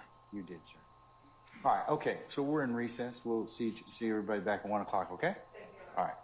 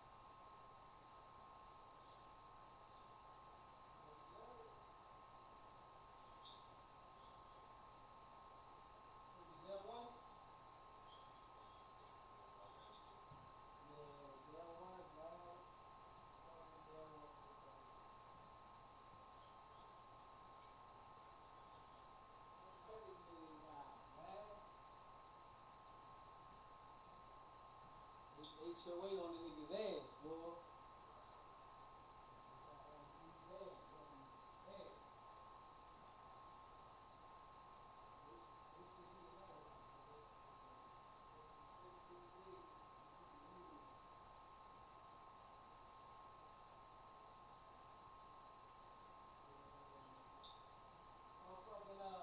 I went over there and served her with some papers the other day, and Julia was like, "Hey, man, you a Phillies fan?" I said, "Yeah, it's my first time meeting you."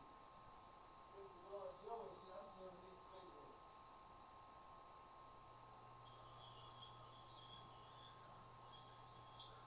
Now, I serve the lawyer. Everything I do is gonna be through the lawyer.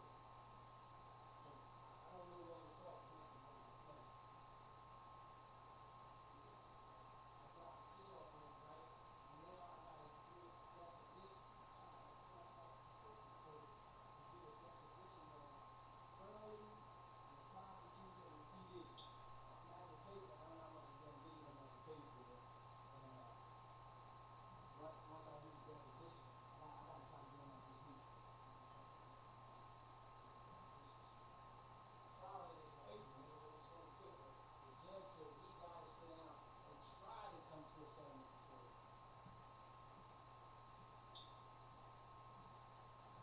You hear me?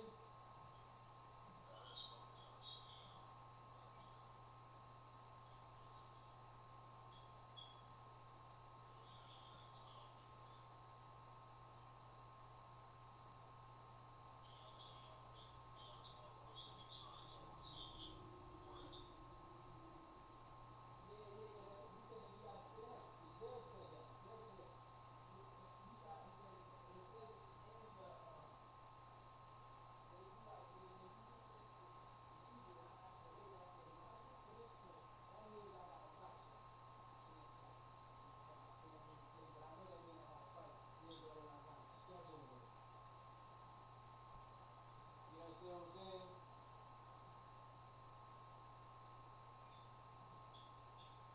You understand what I'm saying, Soil?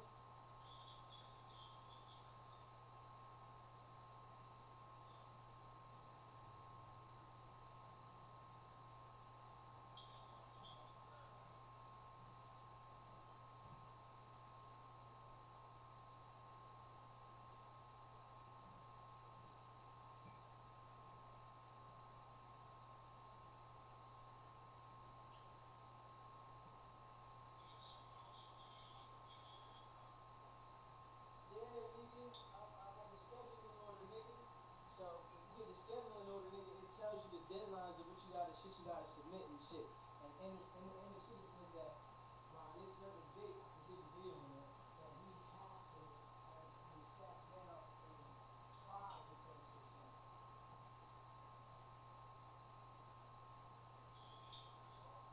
I mean, I'm thinking so, nigga, when I do this deposition. When I do the deposition, nigga, I already got, nigga, they did a deposition on the prosecutor, I told you, right? The deposition on the prosecutor, I gotta get the transcript, but the prosecutor said that he knew shortly after, December something, that he was gonna drop the case. And, you know, I got some time to get this shit together. I'm gonna sit him back down and ask each one of them about getting the discovery. You know what I'm saying? So when you said get the discovery now, but you said not, you know, violated me, you said give it to one lawyer, pay the lawyer, don't give it to him, and then give it to the other. Because what would be the reason that you would stop from getting the discovery and then automatically say, okay, you have it? That's how I'm going to question these niggas.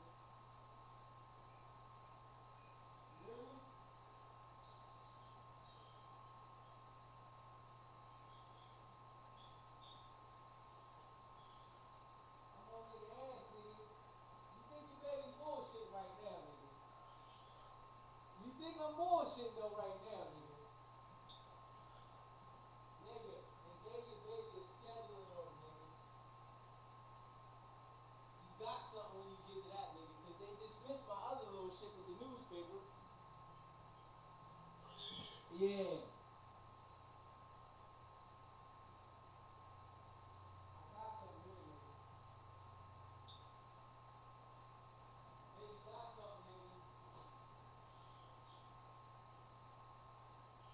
I got something, Swell. Man, this fire and shit, dog. Send this shit straight to the account to my account.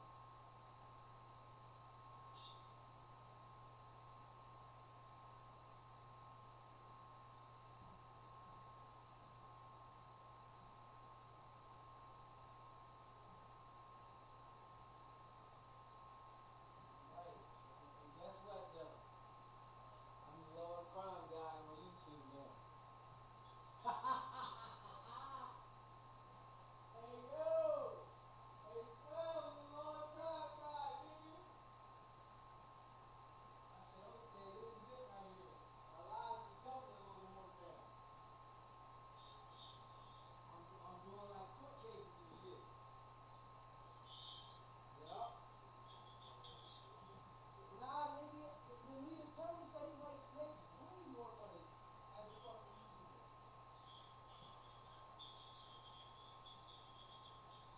Yeah, I know. I get my bag up, nigga, I can put that shit in order and fuck with it at time, nigga, damn right. Right now, nigga, I'm trying to secure my spot on this motherfucking YouTube, nigga. I'm almost there, you know, I have my watch out by next month.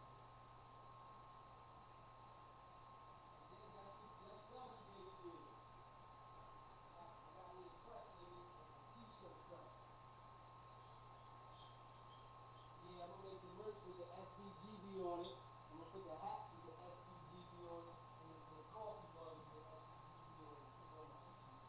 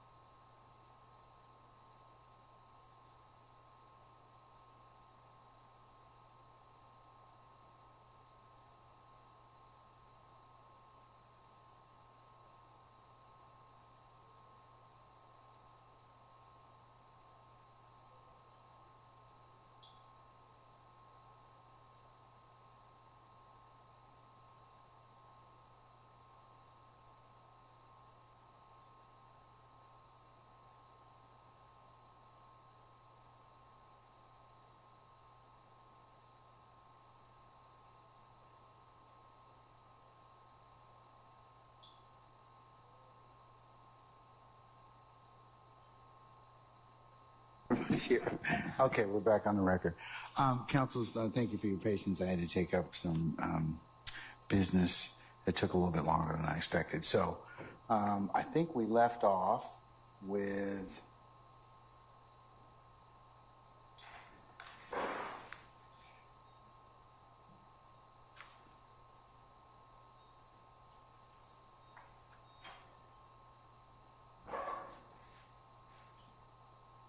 page 140, line 11 to page 143, line 16.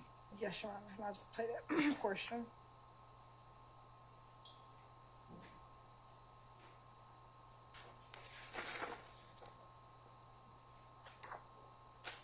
And it should begin at approximately 11:16:19 through 11. My numbers might be off. Hold on one second. 11.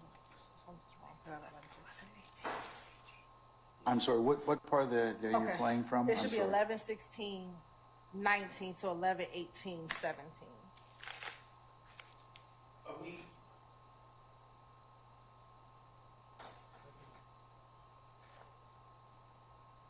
This is the page 140? Yes, page 140, line 11 through page 143, line 16.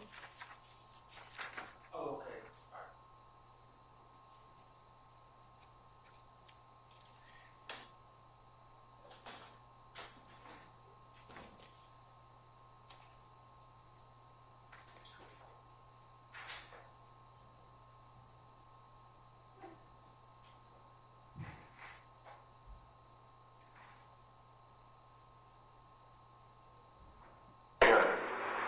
You know, when you shot at Tatum? Yeah. This why I didn't get a chance to get out the gun, that you ain't give me the gun back. You know? And I'm going to go back, Your Honor. But the gun that I had shot at him with, that was a Shannon gun. You know, when you shot at Tatum? Yeah. That's why I didn't get a chance to get out the gun, that you ain't give me the gun back. You know? When the police came to the house, Shannon right there. You didn't come. Shannon right there. What was the gun? The gun right there. You know what I mean? The gun was right with the gun, like, I never took the gun over. I was so scared, and I was just like, I'm just defending it. Right. So, where was the gun when the police got there? The gun was like, I had put it in the house. You know what I mean? So, when the officer asked where the gun was, I was like, shit, I can get it to you. Like, give it to me. But Shannon went in there and got the gun and left with it. I mean, so that's why I was like, give me another thing. That's why. What kind of gun was it? What kind of gun was it? A Glock. A Glock, what, 49? It was on 40. About this long. And that's why you had to, when they got the magazine. The clip, we had the clip. So it was Shannon's gun, but when the police asked for it, he didn't want to give it back. Right. I ain't gonna give it to him, but I didn't keep it. I was gonna give it back though, because I didn't want to go to jail for it. Right. I mean, so when Shannon went there and got the gun, that's why I told her I wanted to tell her, like, let me talk to you, when I talk to you, and you like, get you that gun. But when I tried to get the gun, Shane said he wouldn't give it to me, then he went on the show with Thor, he left. Well, that's not listening to what you said. You said that Walk down the street. K or D or somebody you wanted to purchase the gun for. No, he getting wrong. Okay, well, you saying it's not the Glock from the night of the shoot. They shot at your girl Morgan. Yeah, right. Shannon left with the gun. Okay, well, this is the first you telling us about that. I'm just going. Nah, I told you. I just like somebody that can't got the gun. Right. You get it? But right. Shannon got the gun. He still got the gun though. What do y'all use to get all these guns? We're stopping at 11:18:20.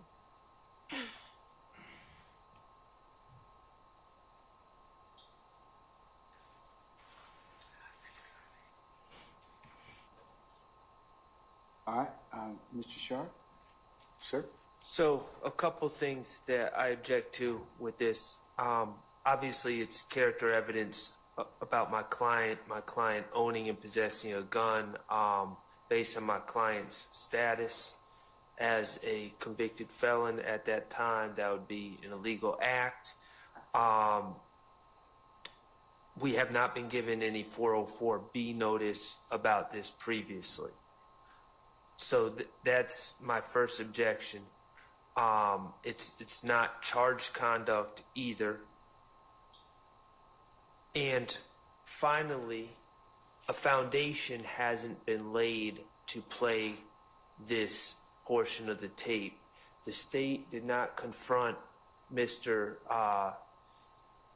Copeland and say, in the interview on June 10th, 2015, did you tell Investigator Gaither that after being shot out, that outside your house, Shannon, that was Shannon's gun, Shannon took the gun, Shannon wouldn't return the gun, etc. He's never been confronted with those prior statements, so I don't think the foundation has been laid for either. As to Mr. Copeland. Right. I don't think the foundation has been laid for either prior inconsistent statements or impeachment by contradiction. Is there a requirement that the declarant be confronted as to that? Yes. In this particular circumstance? I would, yes. That's definitely for prior inconsistent statement. But again, I don't know how a contradiction can be established without first getting the side of the story that you claim is being contradicted. All right. You hold one second.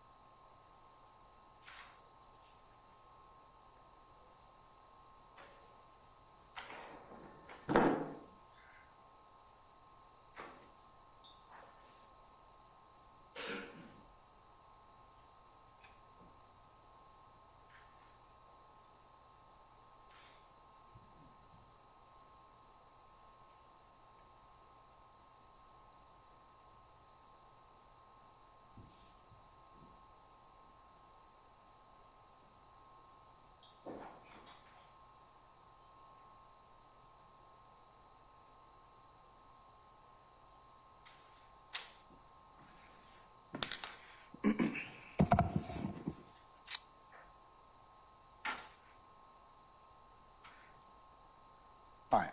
Mr. Shard, anything else, sir? I know. Okay. Mr. Steele? Anything, sir?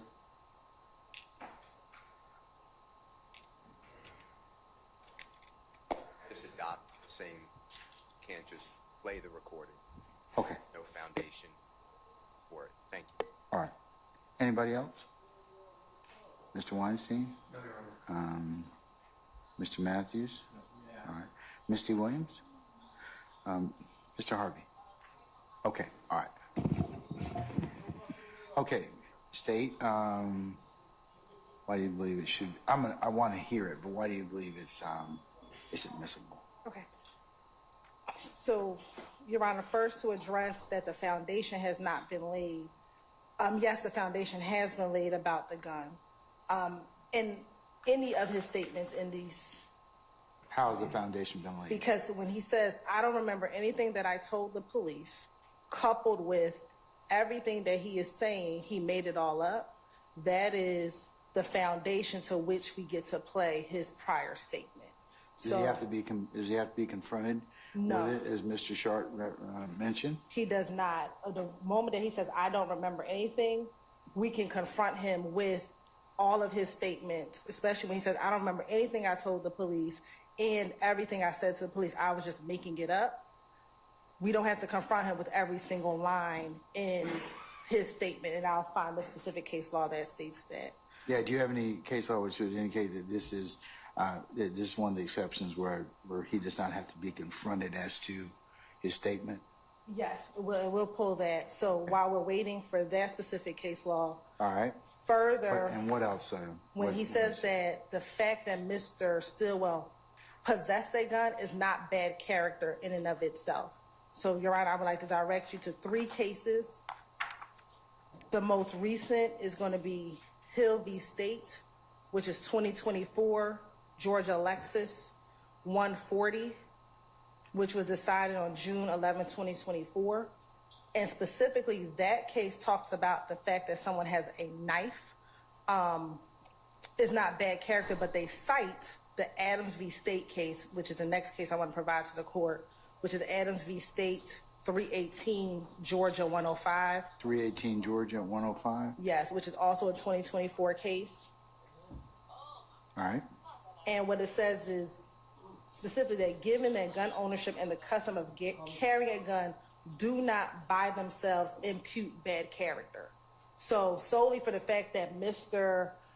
Copeland is saying that Shannon had the gun, that in and of itself is not bad character evidence. It would not impugn Mr. Stillwell's character. But even if the court thought it was an impugn on his character, Your Honor, this is intrinsic evidence in which would be admissible because this is inextricably intertwined with the evidence regarding the offenses in this case and is necessary to complete the story of this overall crime. If you can recall, Your Honor, Did we have a hearing about this earlier? it doesn't have to have a hearing. So intrinsic evidence does not have to have a hearing. And specifically, I'm citing from Johnson v. State, which is 312 Georgia 481. Said 312 Georgia. 481. Okay. Evidence pertaining to the chain of events explain the context, motive, and setup of the crime is setup of the crime is properly admitted if it is linked in time and circumstances with the charged crime. So, Your Honor, here the charged crime is the murder of Donovan Thomas. As we've been discussing, after Mr. Thomas was murdered, there were a series of events that occurred. One is the shooting of Mr. Copeland with his child and his child's mother, which the court has heard testimony about. In his February 21st statement, Mr. Copeland talks about this gun, the gun that he used to shoot back at Tay, or shoot back at those who were shooting at him. And if you can recall that they kept asking in both the February 20th interview and the February 21st interview, where's the gun? Where's the gun? We need the gun. We need the gun. We need the gun. And what he's finally explaining in June is that the gun that they were asking for was Shannon's gun, and that Shannon had took it to Miami. That is why he could not give the gun back to the police. So That's the same gun he said he was gonna go get, and he never did. Yes, Your Honor. They came and arrested him again. Yes, Your Honor. And the reason why he could not give them the gun is because Shannon had took the gun with him to Miami. And now, I don't think that's accurate based on what was said. I think he said Shannon's Miami. I don't think gun was. I believe he does say that Shannon. He says in the transcript. Yes. I think, Mr. Shard, I think that, let's see.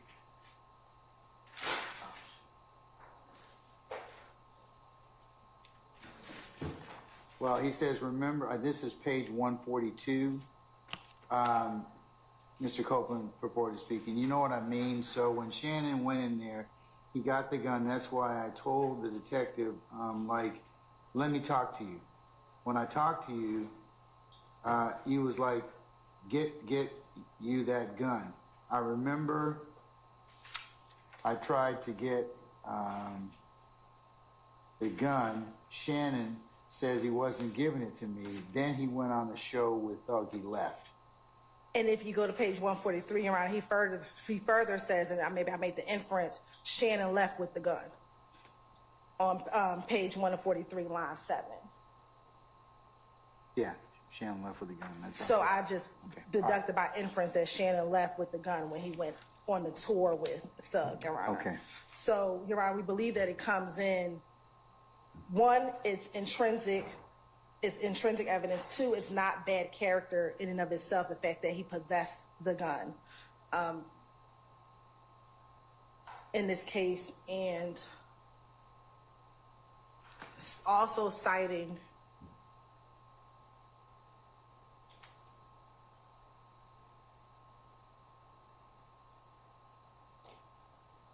Williams v. State, 302 Georgia 474.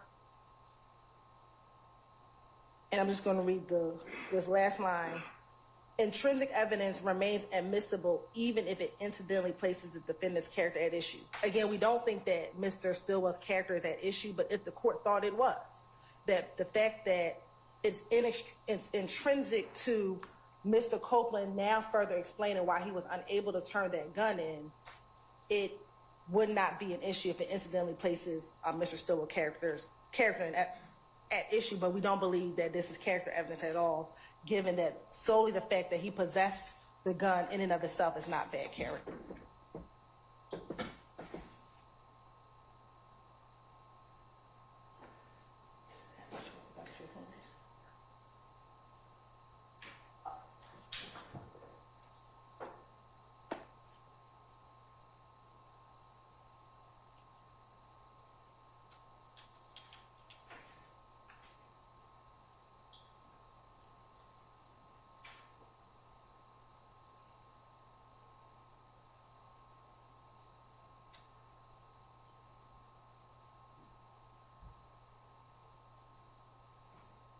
And Your Honor, regarding the assertion about whether or not we have to confront Mr.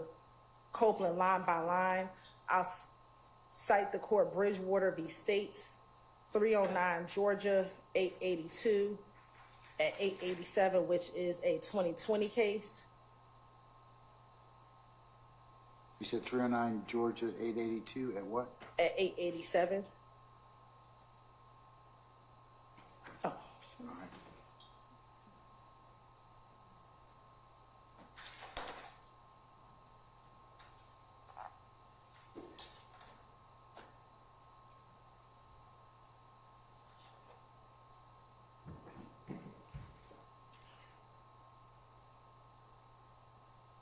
And again, Bridgewater specifically addresses prior inconsistent statements. However, we believe the principle remains the same for impeachment by contradiction, and that we do not have to go line by line once Mr.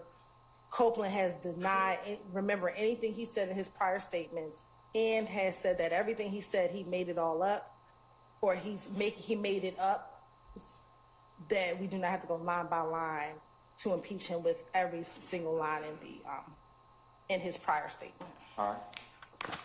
Okay. Mr. Shaw, you rose. Anything else, sir? Yes, sir. My colleagues are looking at the Bridgewater case, but regarding whether this is character evidence or bad character evidence, to my understanding, the cases that are cited by the state are a little bit different than the facts here, and simply because, yes, I understand it is, according to the Supreme Court of the United States and according to the Second Amendment, it's pretty much everyone's right, citizen of the United States, to have possession of a handgun subject to certain restrictions. However, Mr. Stillwell, can be distinguished, his situation can be distinguished from the individuals in those cases that the state cites, and that's because Mr. Stillwell is a convicted felon, meaning his possession of a gun would per se be a crime, and the jurors, as the state has made it clear by admitting probably 4 prior convictions of Mr. Stillwell, they've made it clear to the jury that Mr. Stillwell would have been committing a crime if he was in possession of a firearm at that time. So that's the difference. It is bad character evidence. All of this is subject to 403 balancing, and I'm not sure what probative value. Again, the state is labeling this as intrinsic. We have a murder case from January 2015. Then we have an unrelated shooting case upon Kenneth Copeland at his house, which happens approximately a month and some days later, the state, I understand their theory, but there's really been no hard evidence that shows that these two events are at all linked. So now we're getting into the weeds of what happened to a gun in an unrelated shooting that happened around the same time, where the target was Kenneth Copeland, and what happened to the gun that he used to shoot back at the people that were shooting at him. We're way off in left field at this point. These are collateral matters, and the ownership of the gun that Kenneth Copeland was shooting on that day when people were shooting out of a car at him is of very limited probative value as to who killed Donovan Thomas on January 10th, 2015. And I think we need to keep that in sight and what we're actually trying to prove and what this case is about. The February 20th shooting that this gun was used in is not charged conduct in this case. And now we're getting into the weeds about whether this was potentially my client's gun that was used. And again, there's prejudicial harm towards my client that comes along with that information being given to the jury. All right, sir.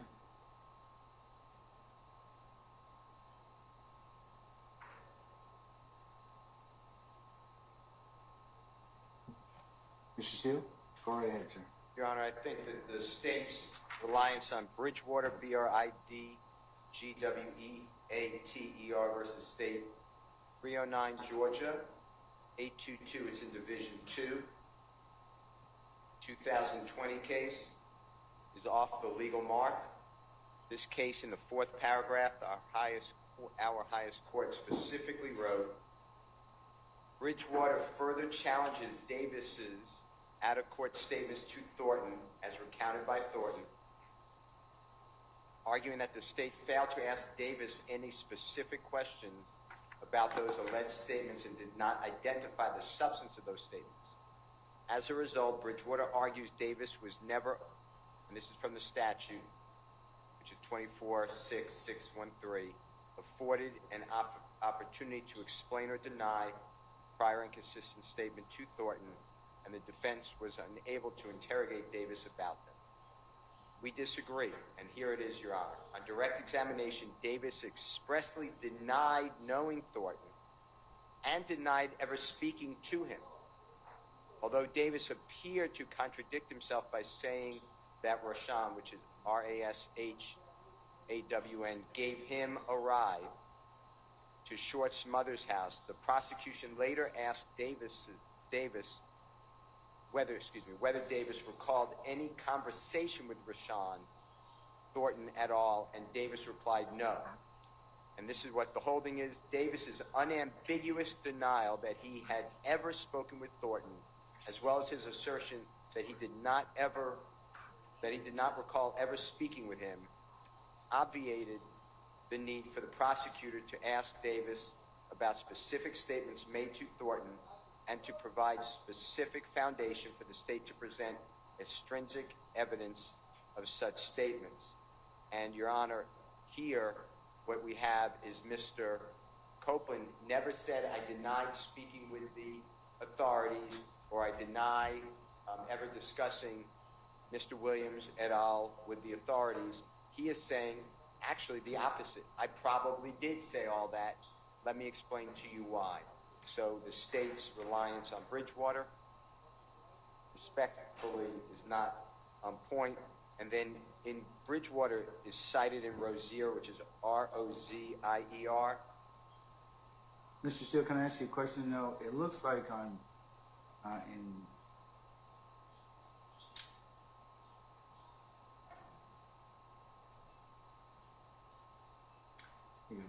think it's going to be page 886.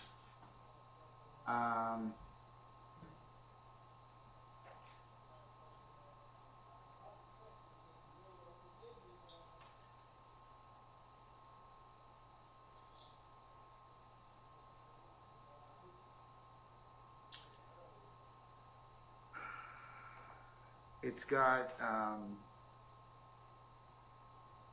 Bridgewater further challenges Davis' out-of-court statements to Thornton as recounted by Thornton, arguing that the state failed to ask Davis any specific questions about those alleged statements and did not identify the substance of those statements. As a result, Bridgewater argues that he was never afforded an opportunity to explain or deny his prior consistent statements to Thornton, and the defense team was unable to interrogate Davis about them. And they cite 24-6-603, and they state the appellate court states that we disagree.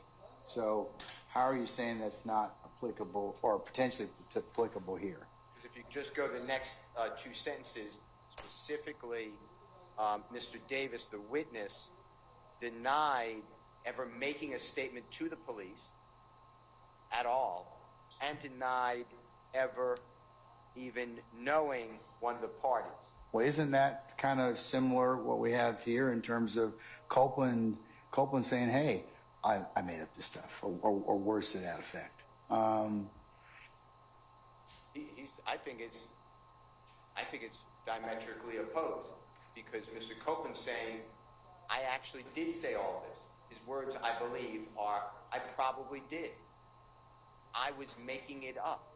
Well, I think he says that, but I think he also says I made up a lot of stuff just to get out of jail. So, well, I think that is in concert, so they hold hands. I think the way I understood it, I'm not looking at a transcript, Mr. Copeland said, I probably did say that. I would do anything to get the authorities to take the target off me and put it onto someone else. That's how I understood basically the totality of his testimony. So he is not denying. Mr. Davis here said, I never spoke to the police. I never spoke with them. So that is a blanket denial that he said anything. He also said, I don't know this person. That is a blanket denial that he could talk about that person. So the state, in that case, in Bridgewater, did not have to go line by line, question by question, and say, well, didn't you say this? Here, I think we are jumping the curve and allowing the state, based upon their desire, I guess, not to lay a foundation the way I understand the law, and just say, well, he said, and the state keeps saying the same thing, and the court keeps saying that's not what he said. The state keeps saying, he said, I lied about everything. that's what the state told me. They keep telling the same yeah. thing day after day. That is not what the court heard. It's not what I heard. Where Attorney Adams, he's saying, shaking his head yes. He's just explaining it. But if they want to get in a specific, like Shannon had the gun, Mr. Jackson, excuse me, had the gun, then I would also join Mr. Sharp and say that he needs to be given an opportunity to say, did you say this? And then he'll say, I assume, yes, I did say this. Why did you say it? Because I lied. And then you don't have to play the recording. I'm going to ask you one other question. What say you about the extrinsic evidence argument from the state? I think that it's specious. I think that, and I could give you the case right now, actually. I just have to flip my computer. What Mr. Shart said is right. This is not, yes, if I possess a gun, there's no problem. I could possess a gun like I could possess this highlighter. It's not bad character. But Mr. Jackson, in this case, is a convicted felon. Before this June 10th, 2015 interview. So clearly, that is a criminal activity. So I think that answered your question. So I do believe that it is the character, inappropriate character of Mr. Jackson. Okay, thank you, sir. All right, anybody else? Okay, State? Yes, Your Honor. So as it relates to the prior inconsistent... Let's talk about Bridgewater first. What's your take on that? So again, Your Honor, Bridgewater is a prior inconsistent statement case. We are at impeachment by contradiction. He says he made everything up. So there, even if he didn't say the word lying, he said, everything I said back in 2015, I made it all up so I can get out of jail. So now the jurors get to see what he said previously in order to determine if they believe him in court or if they believe him when he talked to police back in 2015 that he made it all up. second, so that's first and foremost. As it relates to my response to Bridgewater, we use it as an example of whether or not we have to go line by line, but for the same principle, if we're impeaching him by contradiction, we are saying what he told this jury in 2024 is contradicted by what he was doing in 2015.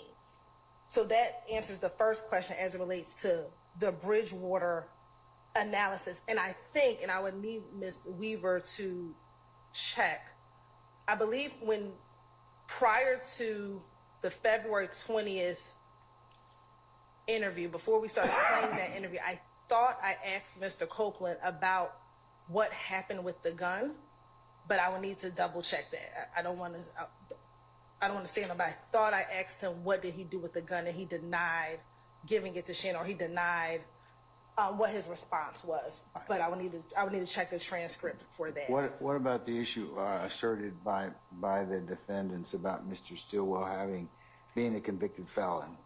And because you cited a couple of cases for that particular proposition: Adams versus the state, Hill versus the state, and Williams versus the state. Johnson versus the state. You're right. Is that different because Mr. Stillwell is a convicted felon? I mean, No, I don't believe so. And I was looking at another case, Hollis v. State. Hollis, Hollis v. State? Yes, Hollis v. State, to look at What's Hollis' 359 Georgia App 249. Is Georgia Appeals or Georgia? Georgia Appeals 249. To see if in the facts of that case, if the defendant Hollis, I believe in that case, defendant Hollis may have been on probation for a crime and he had a gun, and the same proposition was the same, but I need to look back at the facts of those cases.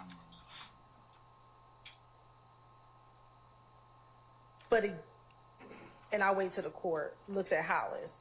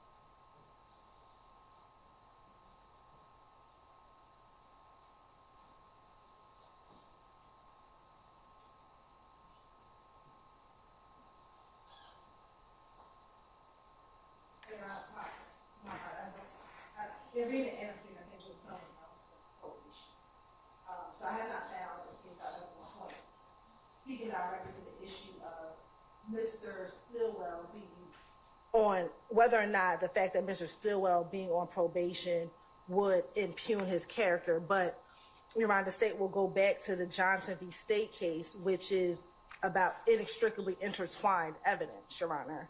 And again,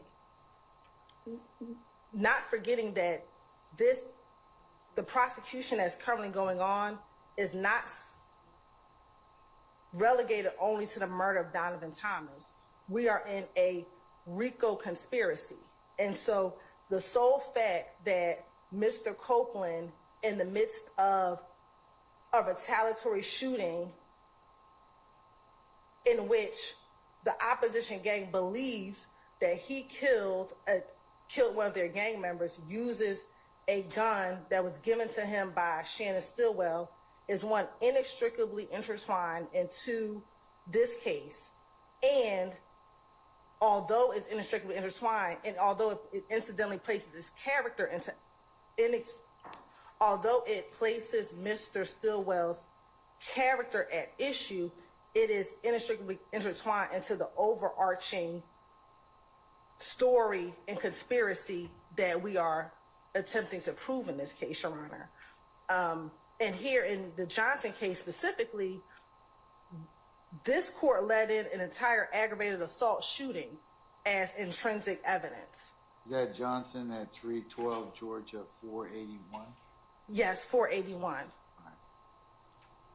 And interestingly enough, this case involves the Atlanta Blood Gang as well. But here, the court let in an entire aggravated assault shooting as intrinsic evidence. But I think that, let me go back to Adams. I think Mr. Shart's argument is his specific grounds of objection are that his client is a convicted felon. So, and so that's why the fallback plan, not the fallback plan, but that's why if you think that that is a character issue, what Johnson v. State says is if an act is inextricably intertwined, one, it comes in, and then two, when I cited the court to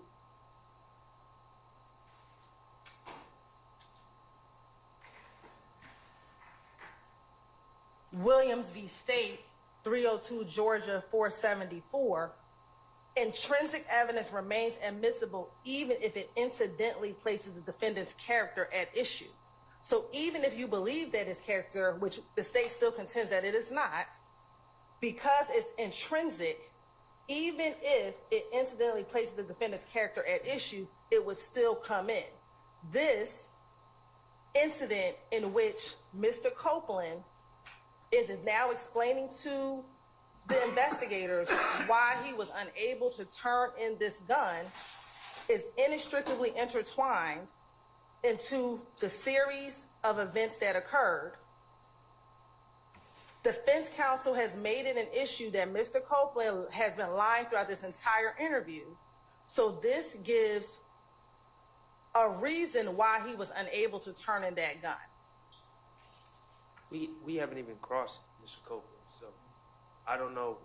I haven't called Mr. Copeland. Mr. Steele's argument all last week is the reason why some other rumors are going to come in is because they want to show that Mr. Copeland lies in this interview.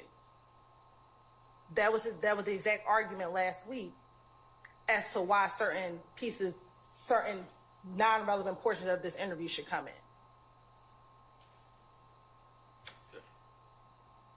Ms. Hilton? Mr. Shaw? I'm just seeing if you were Oh, yes. finished. Okay.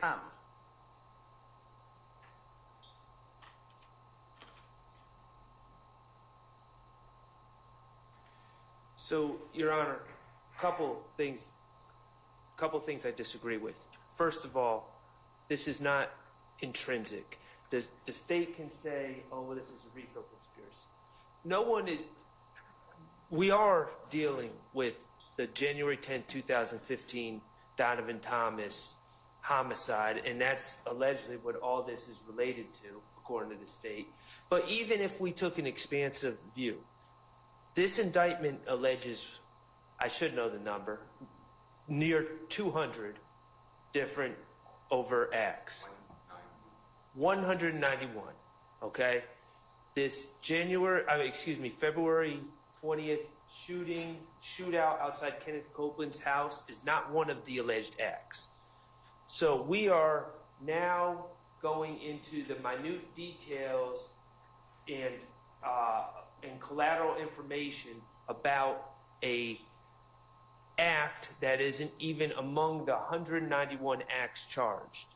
Secondly, even if we were to label this as intrinsic, which I don't believe it is, the state said it's admissible as long as, even if it incidentally puts the character of the defendant at issue.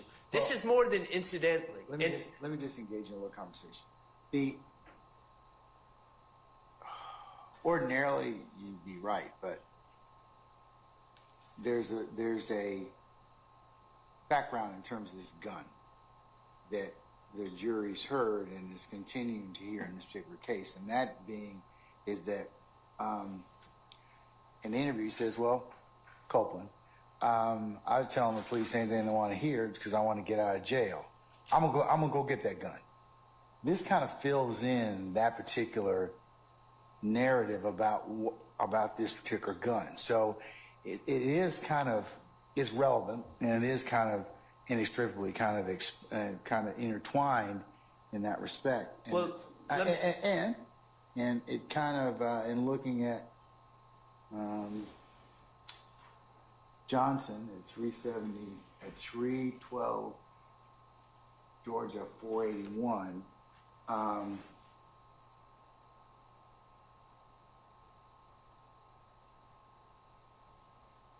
Evidence is admissible as intrinsic evidence when it is an uncharged offense arising from the same transaction or series of transactions charged offense. 2, necessary to complete the story of the crime.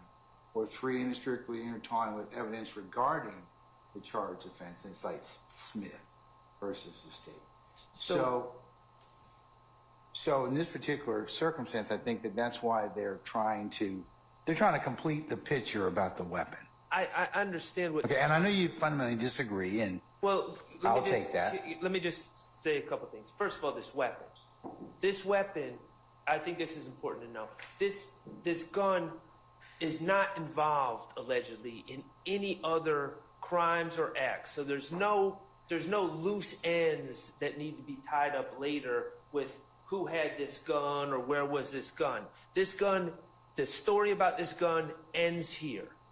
Okay, so there's nothing else that comes up about this gun.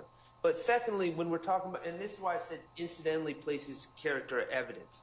Okay, I've already distinguished my client is a convicted felon. It's character. Do you have any case law that specifically shows that, and you can invite me to look at about a convicted felon? Well, I think it's pretty clear. I mean, evidence of someone committing an uncharged crime is. But I asked you if you had a case. I can look. So I could. I mean, that would help me kind of decide this. But it looks like from looking at Johnson that even an uncharged offense, can be considered for the proper purpose. I understand that, but this is when we get to the level of prejudice and I have to I'll make a 403. Balancing test in that respect, because you're absolutely right. I'm supposed to do that. And I just want to point this out. Not only would the jurors be hearing about my client committing an uncharged crime, but the most important thing that I'd ask you to consider is my client, this uncharged crime, which they're going to hear about through a videotape of my client committing. My client is charged in this indictment with 2 counts of that exact crime. So they're going to hear a videotape of Kenneth Copeland talking about my client, Mr. Stillwell, committed possession of a firearm by a convicted felon. They're not supposed to consider that for propensity, I guess. But then at the same time, they're going to be asked to weigh in on his guilt or innocence of 2 separate counts of possession of a firearm by a convicted felon. To me, that increases the prejudice because, I mean, it's obvious. If you were charged with check fraud, and someone brought up that you pushed a lady down the stairs one time, yeah, that would be prejudicial. But if they bring up the fact, oh yeah, he's been convicted of, or he committed check fraud on this day and committed check fraud on that day, and then we say, hey jurors, what do you think about Mr. Stillwell? Do you think he's guilty of these check frauds? Of course they're going to say yes, because they're going to have heard about these prior uncharged acts. So that's what I'm dealing with. The uncharged act is exactly what he's charged with in this indictment. Okay. And that increases the prejudice. All right, you're saying just the fact that the state's trying to complete this. So you're saying the state's trying to complete this story about this weapon, and this weapon is not used in any way in this particular case? There's no story to complete about the weapon. The weapon is a dead end. Nothing happens with that weapon. I could see if this weapon was used in another crime and they need to track it. This weapon is not part of the story at all. It's not intrinsic. It's a dead end. Well, I'll weigh that, but I think they're saying it's intrinsic to the fact of this completion of the weapon. I understand now. I understand your point is it's not really it's not this is not the gun that's charged with anything in this case. Right. There's no ballistic matches. All right. Okay. State. Your Honor, again, the state's intention is not to impugn that this gun was used in any other offense. It is solely to complete when Mr. Copeland says, I told you all I was going to turn in a gun. The gun that I was supposed to turn into you all, I did not turn it in because it was Shannon's gun. That is what we're trying to complete, because again, defense counsel will purport through whether it's their cross-examination, but what they have indicated is that they want to show that Mr. Copeland is a liar. Mr. Copeland is now explaining to the detectives, in February, I told you all I was going to give you a gun. I never gave you all a gun. Well, let me tell you in June why I didn't give you all the gun. I didn't give you the gun because it was Shannon's gun. And Shannon took the gun with him, and that's why I could not give it to you all. But there's a reason behind the gun. But what it does is, nobody's been able to kind of tell me otherwise that being a convicted felon. I mean, I know it's a status offense, but.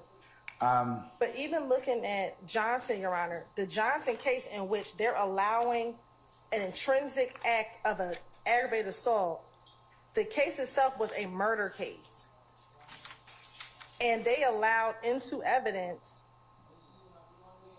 another aggravated assault. It was a murder and a shooting incident at a gambling house. Uncharged aggravated assault? Or yes, it was the one that was on charged in the indictment. It was uncharged. It was uncharged in the indictment, and they allowed it an entire. It was not charged in the indictment. It was not charged in the indictment. So here, Your Honor, we're not asking for a crime to be admitted. We're asking solely for the playing of the fact that the gun was not turned in because it belonged to Shannon. Shannon went on tour with Thug, and he went to Miami. We're not even saying that. Okay. All right. Let me say about that. What about Mr. Shart's argument about I have to do then a 403 balancing test? Is it more probative than prejudicial? He's saying you've already charged Mr. Stillwell with 2 counts of possession of firearm by a convicted felon, which are going to be brought up later on. He's saying this increases the prejudice. So what would you say about that? Because and I'm listening to it because it's a road to nowhere. It's kind of like, in terms of what you have to prove, it kind of just, the jurors may think, well, this guy's who's a convicted felon has this gun and it's not really involved in anything that's charged in this case. Your Honor, Mr. Stillwell is charged with a murder in 2022, and that's one of the offenses. Okay, but is this gun tied to anything? The gun is not tied, but trying. Okay, that increases the prejudice, though, because if it's not tied to anything, I mean, I understand what you're saying, but. I'm sorry, I apologize. No, go ahead. I'm apologizing. No, you go. I'm sorry. No, what it does is it increases the prejudice in terms of because you don't want the jury confused on the fact that, okay, we've heard Shannon's got a gun, or that Copeland's saying, hey, Shannon, the reason I didn't turn it in is because Shannon took it and he took it down he took it. But it doesn't go anywhere because it's not used in anything other thing. It's not used in any other criminal offense. It's not tied to a murder. It's not tied to anything. It's just the fact that this shows where this gun went on a guy that's already who's a convicted felon, and it's not charged in the indictment. I know I could probably let it in, but my concern is Mr. Sharp's concern, and that's whether or not it's more prejudicial than probative, given everything that he's charged with.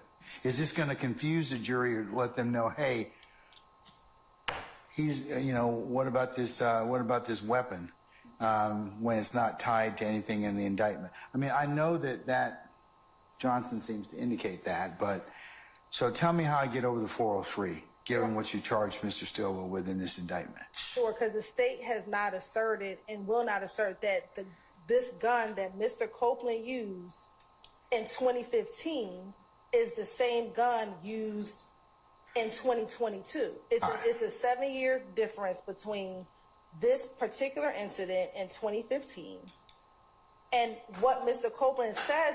The only purpose for this portion is to complete what happened with the gun, especially given this notion or this idea that in 2015, Mr. Copeland was just lying about everything. So we as a state have to show, we believe that in 2015, his statements were credible. He gave a reason for what happened with the gun. I believe that Mr. Sharp's trying to confuse issues as to the fact that Mr. Stillwell is charged in the indictment with possession of a gun. That is separate and apart from the purpose in which this particular piece of evidence will come in. It is solely to complete what happened with the gun that Mr. Copeland used in order to defend him, his child, and his child's mother. The state has no intention of saying this Glock was used in some other crime because we don't have any evidence towards that. Furthermore, when we talk about what happened in 2022, as the court will instruct the jury, they have to look at every crime individually. So when we get to 2022 and the murder that happened in 2022, the jury is going to have to look at the evidence for that particular crime, in addition with the Rico, independently of whether or not Mr. Copeland used this gun to fire back at individuals who were shooting at him. They're going to have to parse out that evidence for themselves. That's a separate issue other than Mr. Stillwell. I hear what you're saying. I mean, I tell you what I'm going to do. I'm inclined to apply the 403 balancing test and find it's more prejudicial than probative. But here's the take, defense. If you open the door as to it, I'm going to let them bring the truck. So you got to be very careful about not opening the door about this particular issue and this weapon, okay? Because if you open the door as to it, I agree with you, Mr. Sharp, Mr. Steele, that it is more prejudicial than probative. But if you dance around the issue and open it up, I'll revisit my decision. Okay? Yes, Your Honor. All right. And then, Your Honor, can we then ask him if he gave the gun to someone? Because I believe that it is important that the jurors know something happened with this gun in which he expressed that to the officers back in 2015. I mean, not to say that it was Shannon, but to say that. I think you get in the same issue about if you name Mr.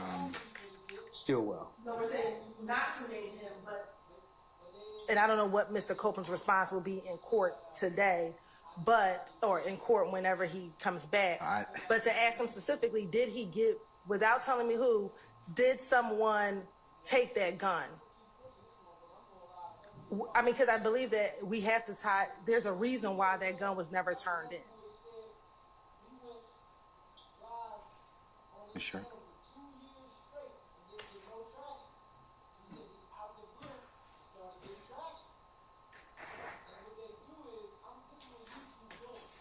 Your Honor, my concern is prejudice on my client, Mr. Stillwell. So if Mr. Copeland is properly instructed beforehand to, To I not don't, mention Mr. Stillwell's name or, right, or anybody else's name? and he says the gun was taken and I was not able to retrieve it or whatever, then that solves my problem. All right. Stay, are you good with that? And I will I will just tell you that you'll need to talk with Mr. Copeland about that. He needs to make very clear that he cannot mention Shannon or anybody else. And again, given his current, how he's been testifying in court, we don't want to allude. I want him to give whatever answer he's going to give. But I think you're going to have to tell him that the court has already ruled you cannot say it's Mr. Stillwell. Okay. I mean, I think I think that would be a proper witness admonition about that. Yes. Or, you could lead him at that point in time. All right. Thank you, Your Honor. So you can do both of those two things just to make sure he doesn't get into anything that would be inappropriate, okay? Yes. Thank you. All right. Okay.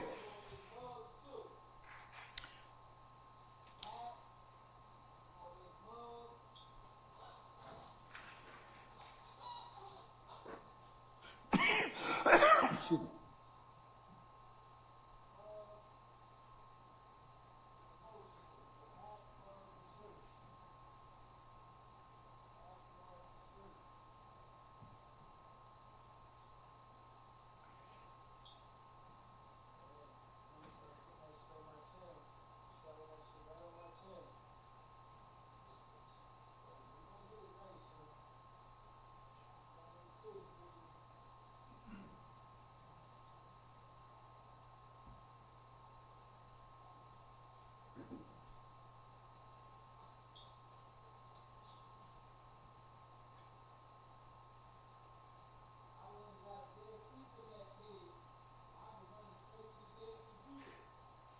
Okay.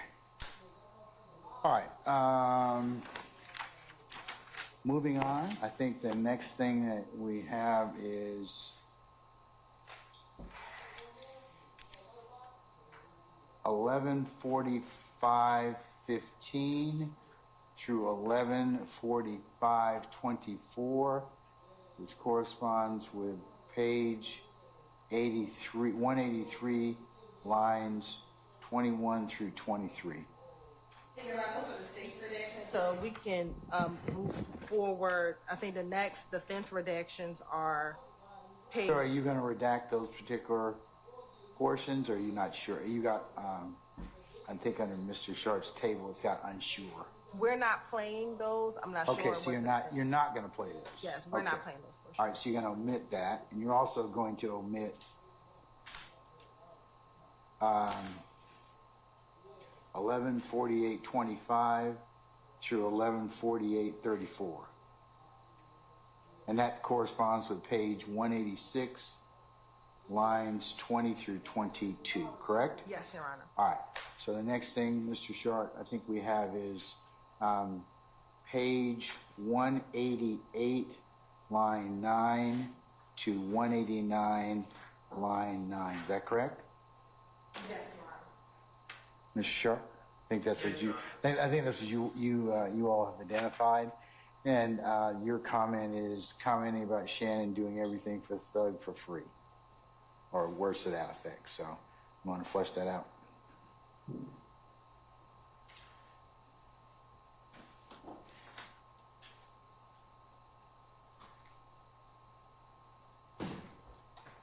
Yes, Your Honor. I don't know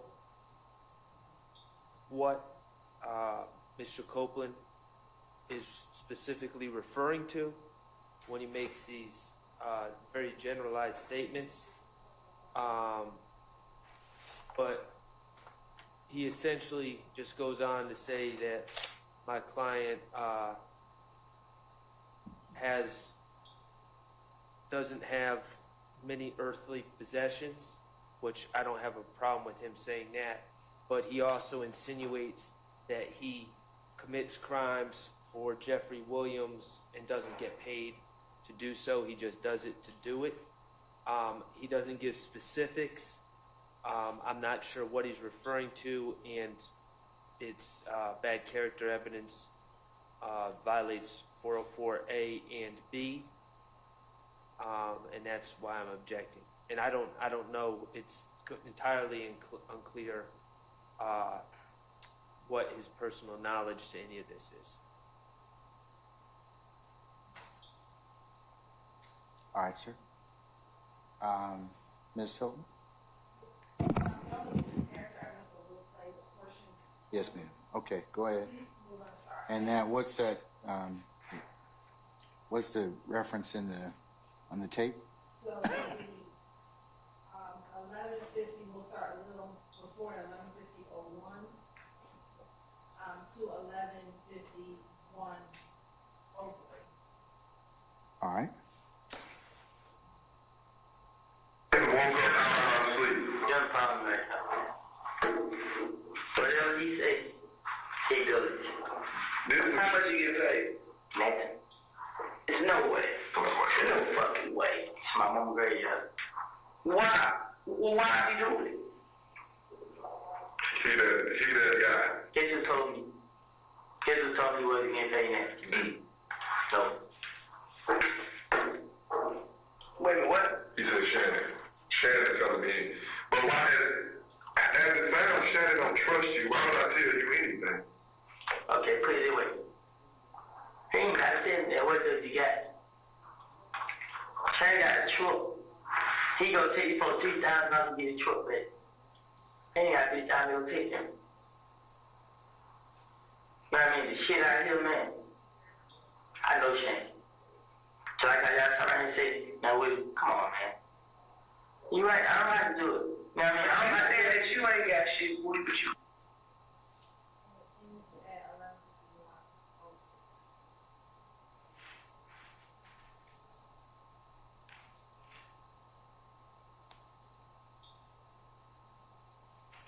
Okay, what's the state's theory of admissibility as to that respect?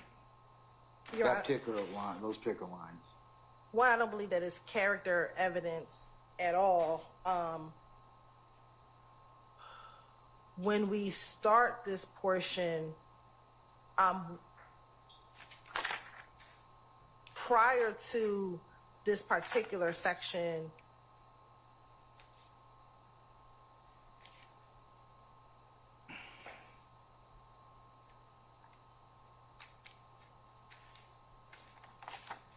they begin talking about why the opposition was targeting him first, and him being why the opposition was targeting Mr.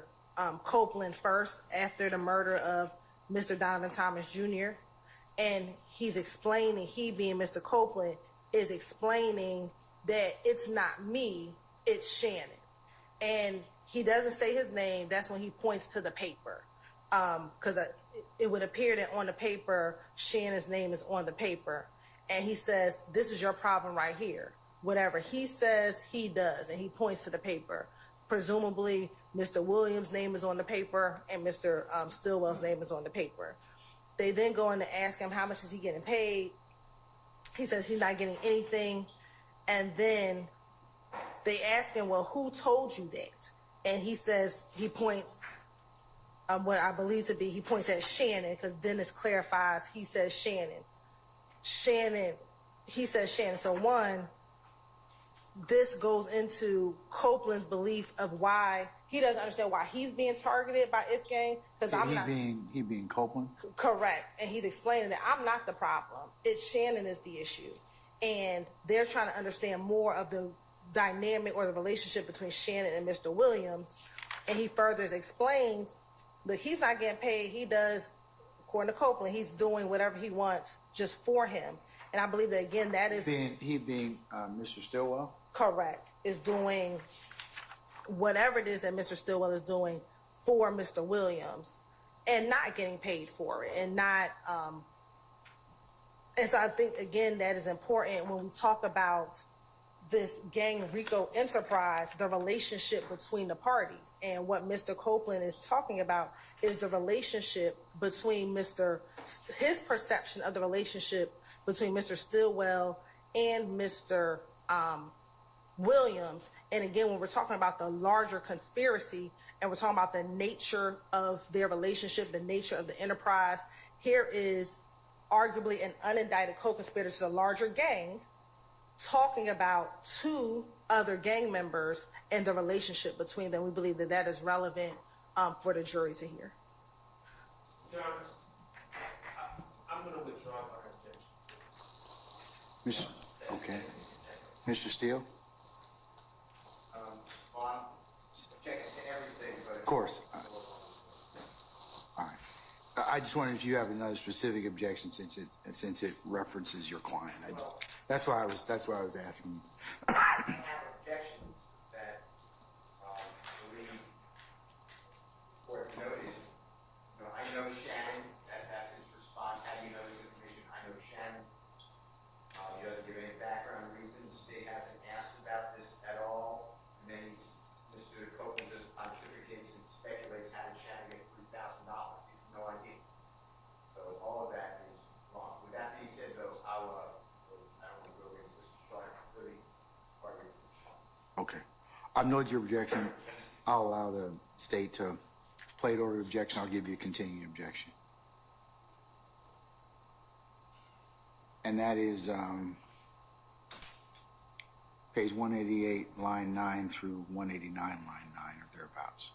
Okay? All right, next, I think you all have page 196, line 16 through 199, line 4, and that talks about Mr. Stillwell and Dee shooting up houses, about how Mr. Copeland lacks any first-hand knowledge, and might be talking about the wrong story. And Your Honor, this is page 197 to 198. Page 197? Yes. And I think we will start at page 197, line 17, and it actually goes to page 199, line 4, and the state has no objection to redacting that portion.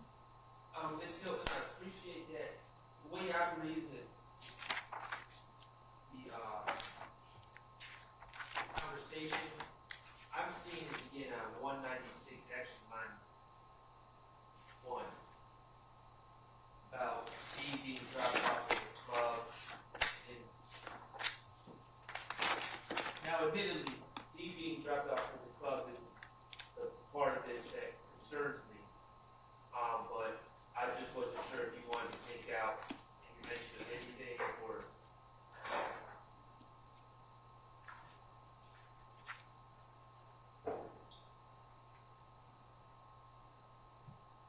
I think it all involves the same event. No, we believe that it's important up until line 121. Excuse me, line 20. Line 17.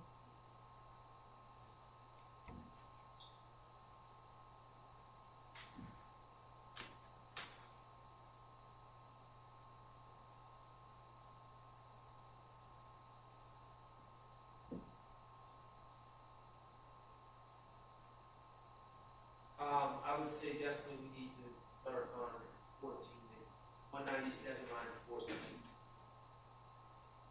Where, you know what I'm saying? So anyway, what I heard was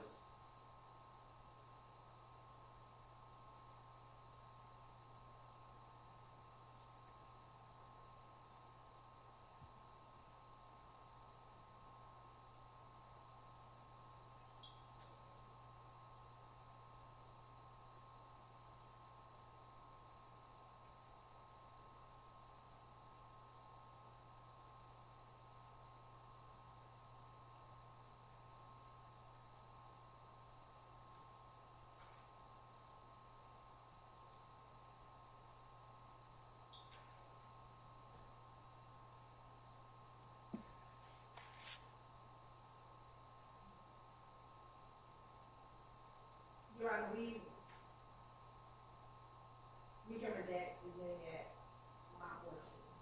From page 197 Yes, page 197. to, After the period, after Big Brother. so you redact after that? Yes. Through page 199, line 4? Yes. Mr. Short, you good with that? Anybody else have any objection or wish to be heard about those lines? Okay. All right, Mr. Steele. Anybody else? Okay. All right.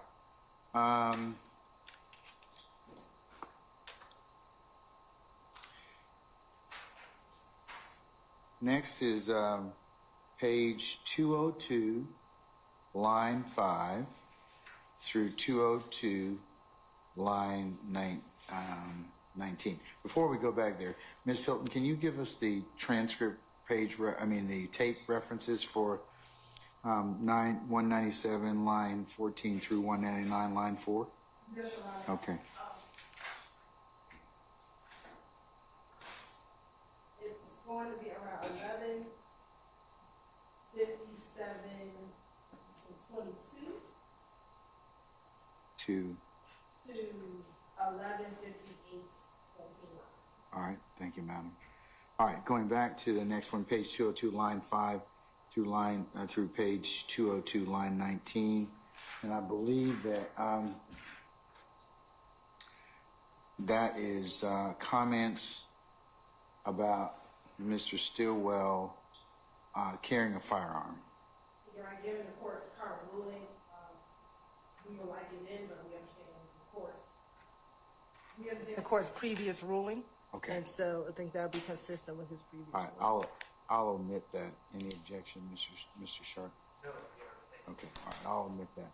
All right, the next one is page 213, line 20 through 214, line 16. And I believe that that goes to hearsay.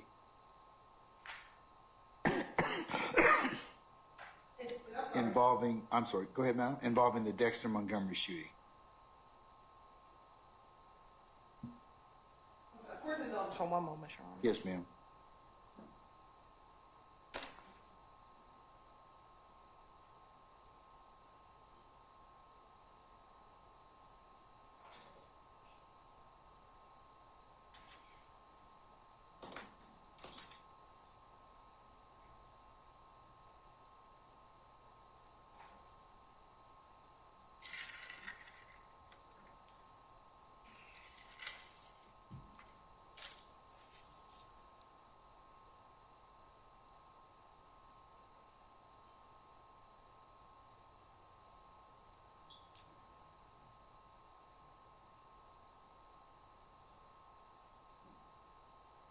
I'm sorry about that. Thank you, Your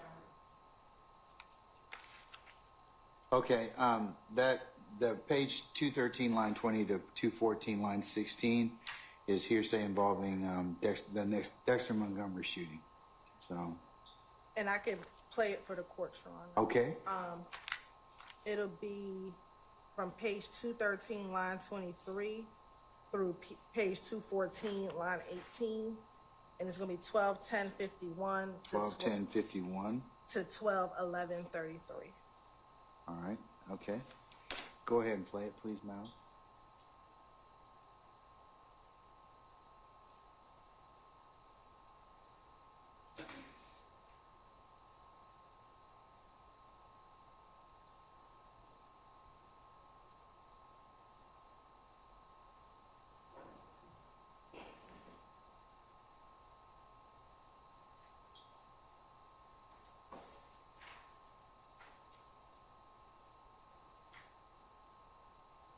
It's going to start a little earlier at 12:10:48.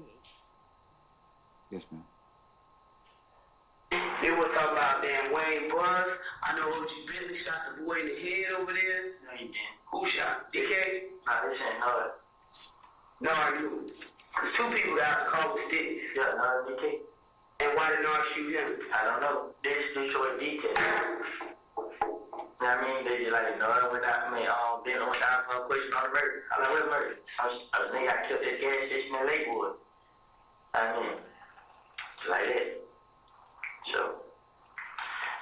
but how do you know Nard did it? D. How do you know Nard did it? Said you been in trouble. They talk about it. I mean, like I tell you, yes, what it was. And we're stopping at 12:11:34. All right, State, you want to tell me? Go ahead. Go ahead. I was just going to point out that in this, we've heard testimony about that incident. Mr. Copeland, no one said he was there. He obviously wasn't there. He says his source of information when he was talking to the police was D. I take that to mean there's two D's. I take that to mean Lil D, meaning Demekion Garlington. But we don't know. We don't know for certain. It could also be Quindarius Zachary or another D. But if it's any of those people, none of the people that were there are known as Lil D or D. So he got it from someone who must have got it from somewhere else, and so we're just kind of rehashing rumor and hearsay. All right, sir.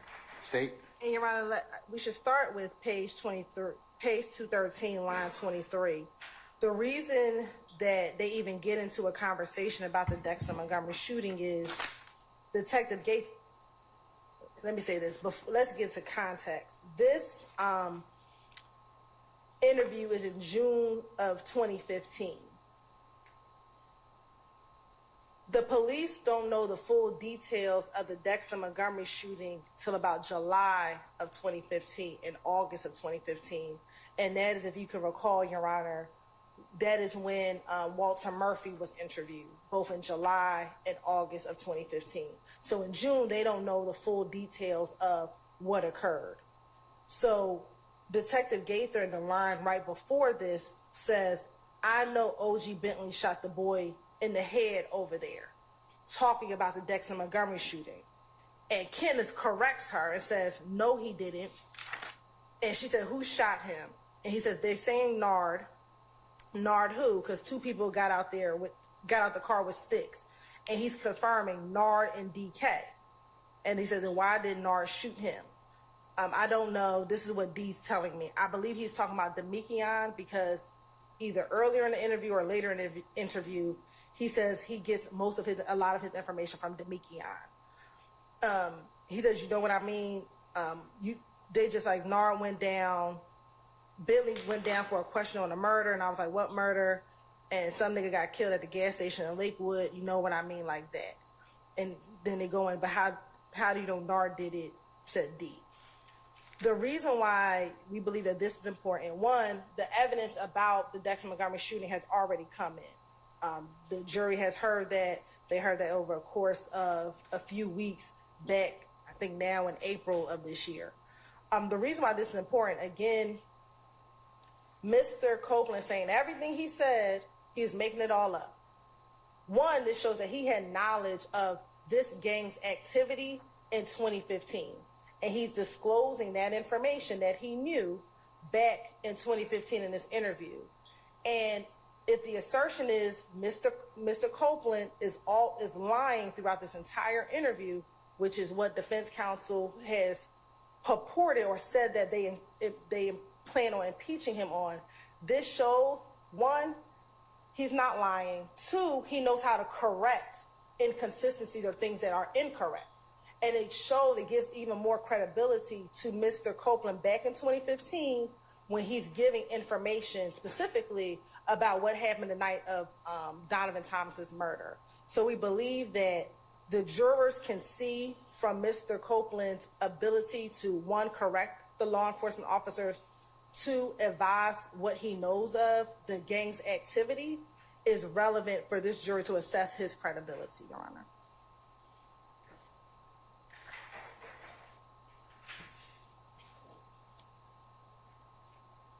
Your Honor, the fact remains it's still hearsay, and nothing that the state said is a hearsay exception. Yeah. State, I'm in concurrence. It's still hearsay with no exception. So I'm going to omit that particular portion. from 213 line 23 through 214 line 18, 12:10:51 through 12:11:33.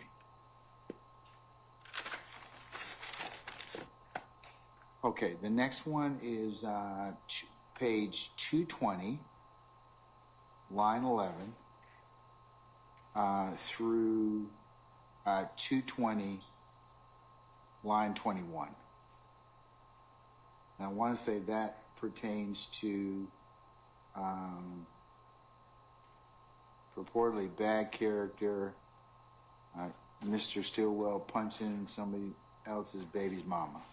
Your Honor, the state, I believe the correct lines are page 220, lines 12 to 15, which is 12:15:50 through 12:15:56. 12:15, I'm sorry. 12:15:50 Uh-huh. to 12:15:56, Okay. and we don't have any objection. You're gonna, okay, all right. And I agree that there are times covered what I was concerned. Okay, all right. So that's covered. The next period is 222, line 17 through 223, line 6, and that purportedly shows some hearsay in regards to beef with Game and Nipsey Hussle and the squashing of this purported situation. Mr. Sharp, you want to say it? You want to flesh that out? I have no indication that Mr. Copeland knows or has ever been around the Game, who I believe his government name is Jason Taylor, or Mr. Nipsey Hussle, who's now deceased. But it's certainly a story that he tells that I think there's internet rumors and speculation and everything else, but there's no indication that this is based on personal knowledge, anything more than me Googling street rumors and then saying this is what happened. So there's no personal knowledge. It should not come in. It's hearsay. And it's speculation.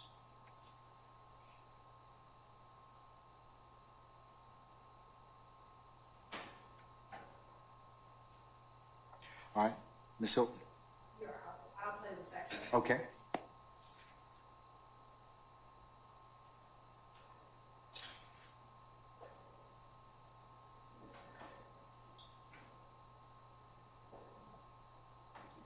And we're going to start a little earlier at 12:16:59, but the relevant portions will begin at 12:17:08.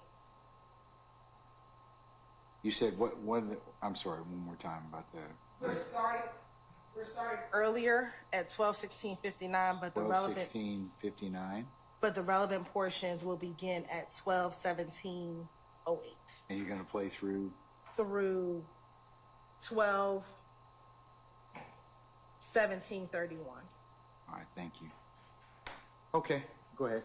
Nobody else care about nobody else. You know what I'm saying? Don't take shit from nobody. Well, how did the beef with Game in it? The game league is shut up his door with told Shan do it. Shan told me his mother was up that way. Just give me the word. Yep. And told him no. Say something on the GD, I can't Nipsey Hussle, something like that. He ain't they beef. You know what I'm saying? He stopped. You know what I mean? I ain't here to play. You know what I mean? I just don't want to go to jail. And we stopped it at 12:17:35. And so what we have here, Your Honor, is actually two party opponent admissions. So Detective Dennis asks, well, how is the beef with Game and them? And Copeland says, well, the Game was fixing to get shot up if Thug would have told Shannon to do it. Shannon told me out of his own mouth he was up there waiting. Just give me the word. Yep, and Thug told him no. Said talking to him, GD, I can't really say like Nipsey Hussle or some shit like that. He ended their beef. You feel what I'm saying? He stopped it. You know what I mean? I ain't here to play. And Your Honor, if you can recall, we already have in evidence the video of Mr. Stillwell in the car threatening the game that has already been introduced. So this is further corroboration of that video that has already been entered into evidence. And Copeland saying that Shannon was ready to act on behalf of the gang for Mr. Williams, if Mr. Williams would have gave him the go-ahead, but Mr. Williams told him not to do it. Sure. Yeah, sure, absolutely.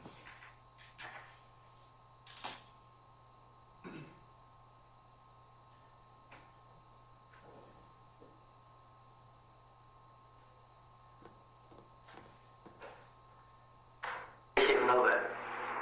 How did the beef with Game in? The game league did shut up and do it. We told Shannon to do it. Shannon told me his mouth, he was up there winning. Just give me the word. Yep. And throw it to him, no. Say, turn on the GD, I can't, Nipsey Hussle, something like that. He ended the beef. You know what I'm saying? He stopped. You know what I mean? I ain't here to play. You know what I mean? And we concluded the playing again at 12-17-34.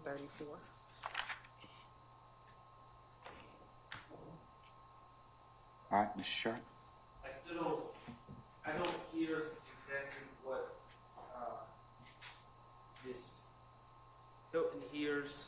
I can't say I hear something different. I can't make out where she's saying that Shannon or that Kenneth said, told me out of his mouth. But it's hearsay unless we can identify the source of his knowledge and it falls under a hearsay exception. I don't believe that this statement does that. I believe that he's speculating based on what he's heard from, as I said, from the internet or rumors or street rumors. But the other thing I'll say, it's also not an admission by a party opponent in and of itself, and that's because the hearsay that I'm concerned with is Kenneth Copeland's hearsay, and he's not a party opponent. This is hearsay, and this never came up at all, to my recollection, in direct examination of Kenneth Copeland. So there's been absolutely no foundation laid. What about the earlier video with your purport of your client? Well, that was Talking in the car about, hey, I think this is the one, if this is the one of, that was admitted over my objection. yes. And my objection to that is still the same, and I guess I should probably reiterate that as well. This alleged incident involving the game is not charged as an overt act, there's no police reports in the discovery, to my knowledge, is just this video with nothing else.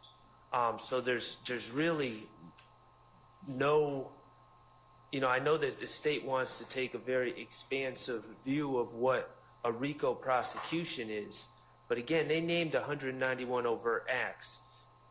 Nothing involving the gang was named in the indictment, and there's no police reports regarding threats to the game or anything else. There's just this one video that's pulled off of some website somewhere and thrown into discovery, and I don't believe that it's intrinsic to anything, and I don't believe it's relevant. Now, obviously, Your Honor has disagreed with me, and Your Honor let in over my objection the video, but just because that has occurred doesn't mean that I agree that other conversation and hearsay conversation by Mr. Copeland should be bootstrapped into this trial just because we've admitted one video over my objection. Yes, sir.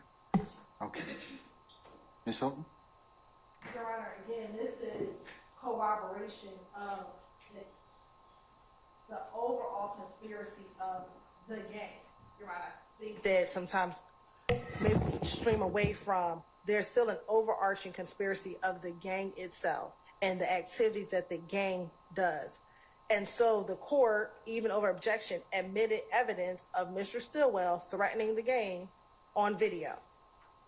Here, Mr. Copeland, and this says, and we can play it again for the court, Shannon told me out of his mouth. So that is What line is that? This would be Page. line 20 on 222, but where it says indiscernible, if you actually listen to what he says, and I'll play it again. Play that portion, just that portion Yes. again. Hold on.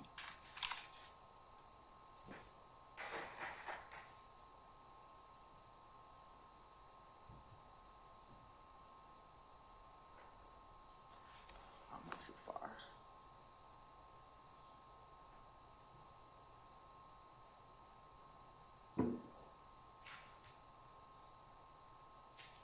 I'm going to start it at 12:17:06. Oh, sorry.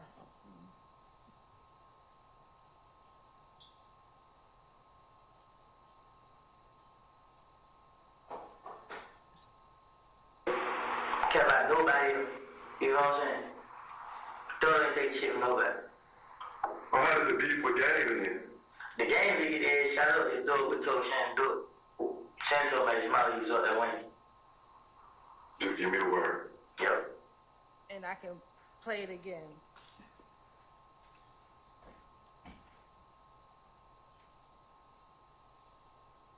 The game lead is shut up his door with told Shannon do it.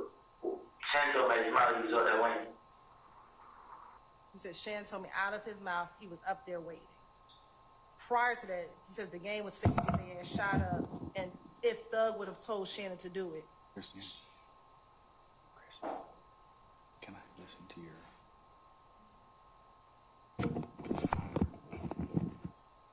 I'm gonna see if I can hear it from Miss Weaver's vantage point, and I'll invite anybody else to listen to it. Let me just see it. Huh? Yeah. I'm gonna listen to it first, Mr.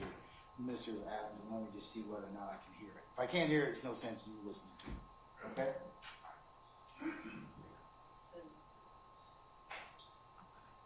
I'm going to start at 12:17. You're not ready. Oh, not ready yet? Okay.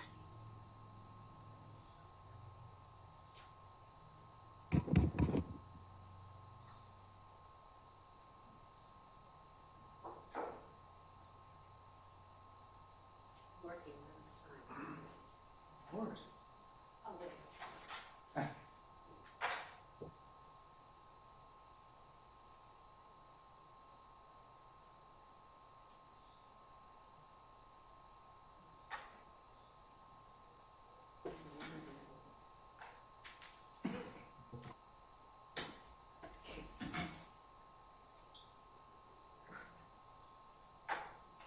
All right, you can play it now. Well, how does the beef with gang then? The game lead is shut up his door with told Shannon do it. Shannon told me his mouth he was up there winning. Just give me the word. Yep. And Thug told him no. Say something on. Keep on going. You want to keep going? No, Mr. Adams, you want to listen to it? You hear better? Yeah.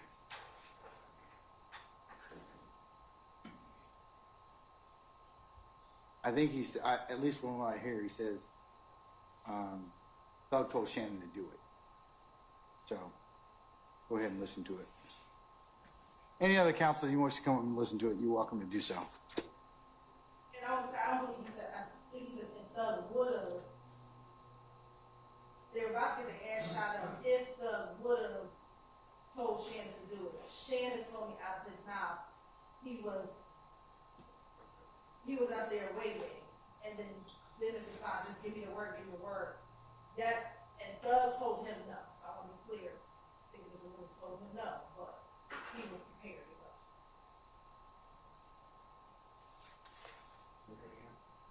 I'm going to start at 12:17:05. You know that.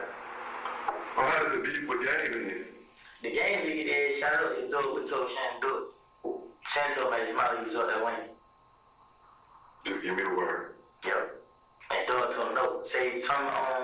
the GD, I can't, Nipsey, Nipsey Hussey, something like that.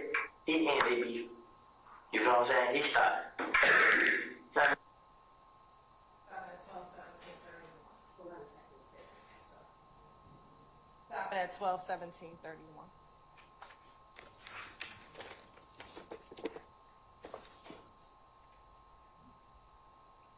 Can I listen to it one more time?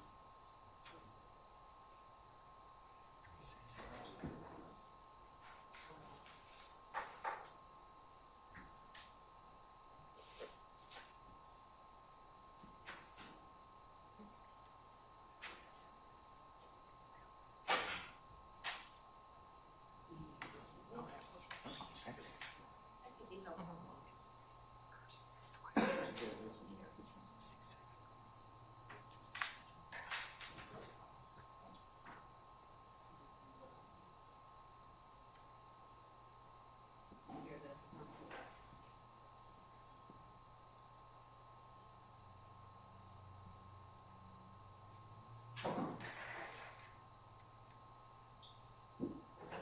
All right, Mr. One more time. Please. I'm going to play it starting at 12, 17, 06.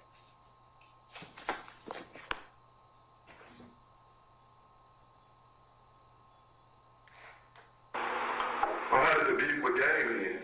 The game lead is shout out to do it with Toshan do it. Santo made his mouth use up that win. Just give me the word. Yep. And throw it to him no. Say turn on the GD, I can't Nipsey, Nipsey Hussey, something like that. He ended the beef. You know what I'm saying? He stopped. Stop at 12. I think it's all right. This is what I hear. Shannon says I was up there waiting. One more time. You need your volume. Turn it down. It's working a little bit. Wait, one more time.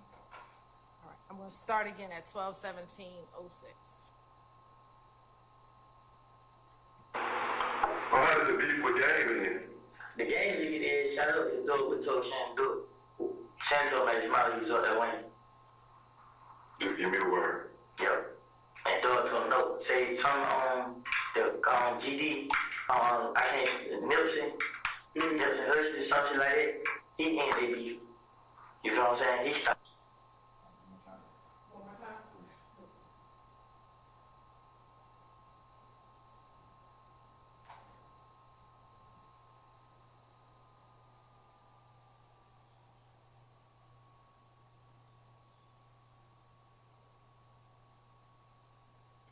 Do it.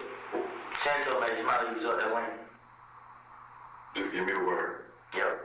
And throw it to him no. Say turn on. Do it. Santo made his mouth use up that win. Just give me the word. Yep. And throw it to him no. Say turn on. One more time, please.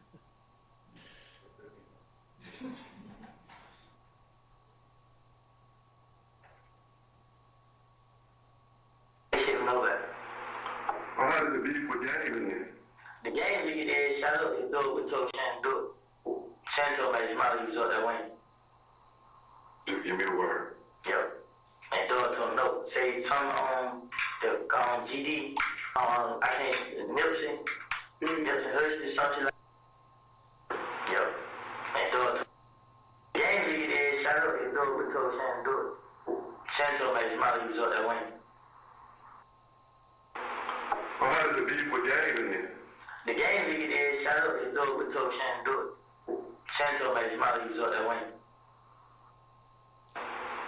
Well, how did the beef with Game end? The game lead is shout out to do it with Toshan do it. Santo made his mouth use up that win. Only thing I Just hear give me the word. up there Yep. is the last part, that last sentence. I can't hear the first part. And I don't hear what the state's saying, and I don't even hear enough syllables to get to where what the state's saying. I will stress the obvious, which is in an indictment where an overt act alleged is the shooting of a high-profile hip-hop entertainer's tour bus is included. this statement, the admission of this statement is highly prejudicial against my client. I don't hear anything in the statement that cures the hearsay aspect of this statement. And I still say that Mr. Copeland is giving information. The end of this, by the way, the end of this statement is, I want to get out of jail. That's how he ends this, right when the state's turning it off. He says, I want to get out of jail. He's giving all sorts of information that he knows, but he's not a lawyer. He's not limiting it to personal knowledge, and he's passing on hearsay that he thinks he knows, I should say, and it shouldn't be admitted for that reason. All right. Mr. Adams, what were you going to say, sir? Just to add to the record, I will say that listening to that the number of times that I've listened to it, I did not hear what the state says that they heard. I didn't hear it either. All I can hear is that last little bit. Yeah, I'll tell you that I heard one of two things. Either Shannon and them was on Metropolitan waiting for him, or Shannon was probably up there waiting. That's what I thought I heard, but I can't be certain. I can't be certain because I can't hear the first part of it. Right, I'll tell you, I'm not 100% certain of this is one of those two. I know I didn't hear. The state said they heard. Shannon told me out of his own mouth. I didn't hear that. Your Honor, and I can play it again, but if you read it in context, that's what makes sense. Literally says But the game. I got to be able to hear it. Yeah, and I'll play it again, but this is the context of it. The game was fixing to get his ass shot up if Thug would have told Shannon to do it. Shannon told me and I'll play it again, out of his mouth, he was up there waiting. And Dennis responds, just give me the word. Copeland says, yep. And Thug told him no. So when you read that in context, that is the only thing that he would have said is Shannon told me that he was waiting for him. And we can play it one more time. That's the only thing. The only word that could have been said. And again, I think he didn't hear it. Nowhere do I hear out of his own.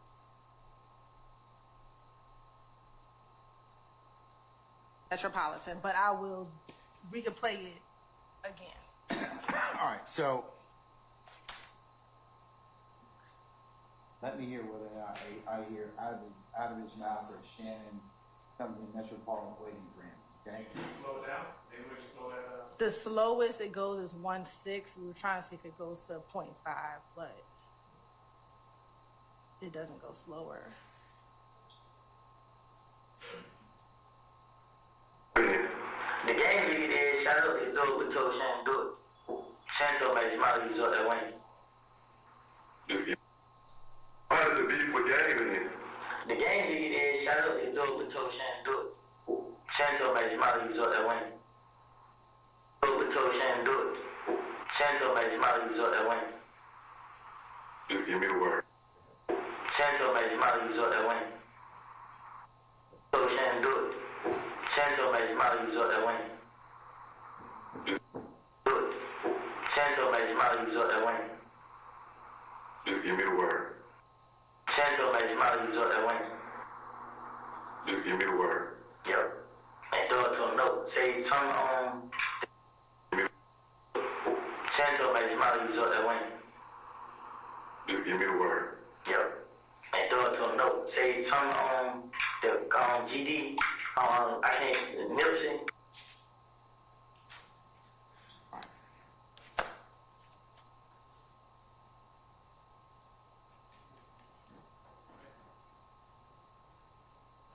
Oh, yeah.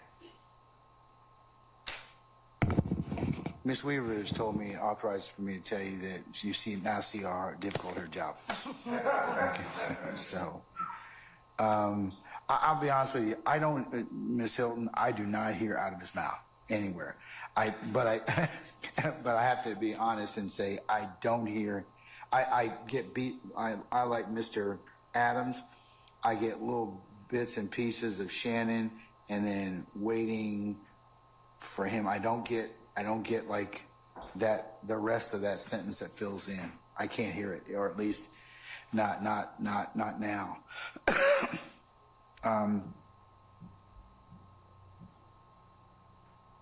Okay. All right.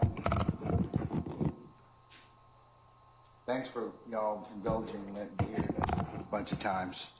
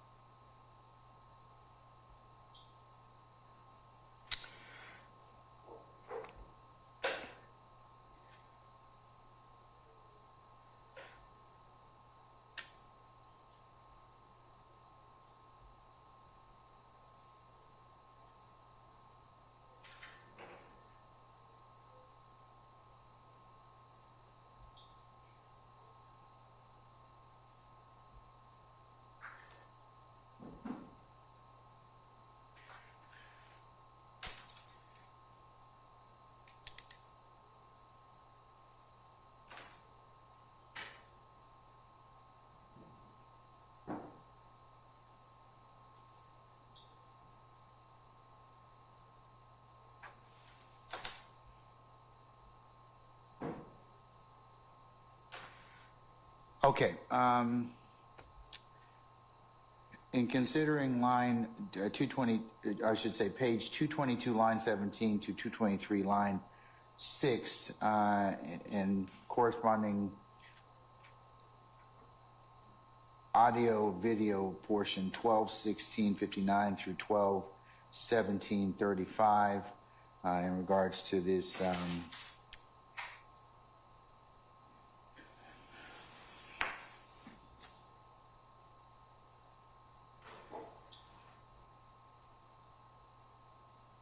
beef with game and Nipsey Hussle squashing it. Okay, the defense's contention is that there's no personal knowledge. It's hearsay and they believe it's speculation. And then the state asserts that these are two admissions by party opponents and it corroborates the prior discussions and gives overarching relevant testimony on the conspiracy of the gang and its activities. The court's in concurrence with the state's assessment, so I'm going to allow it over objection. I'll note, Mr. Shart and others, it will be a continuing objection. And Your Honor, just for the record, also, I objected based on lack of foundation. Yes, sir. Yeah, I will add that as well, that you did object as to lack of foundation. Okay. All right.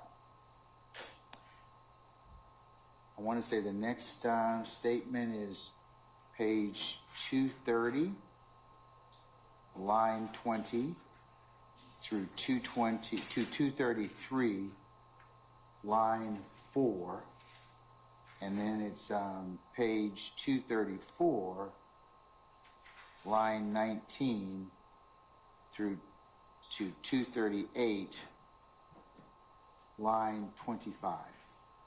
Your Honor, could we have 5 minutes before you go into the next? Yes. Thank you. Yes. We'll be in recess for the next 5 minutes, okay? All right.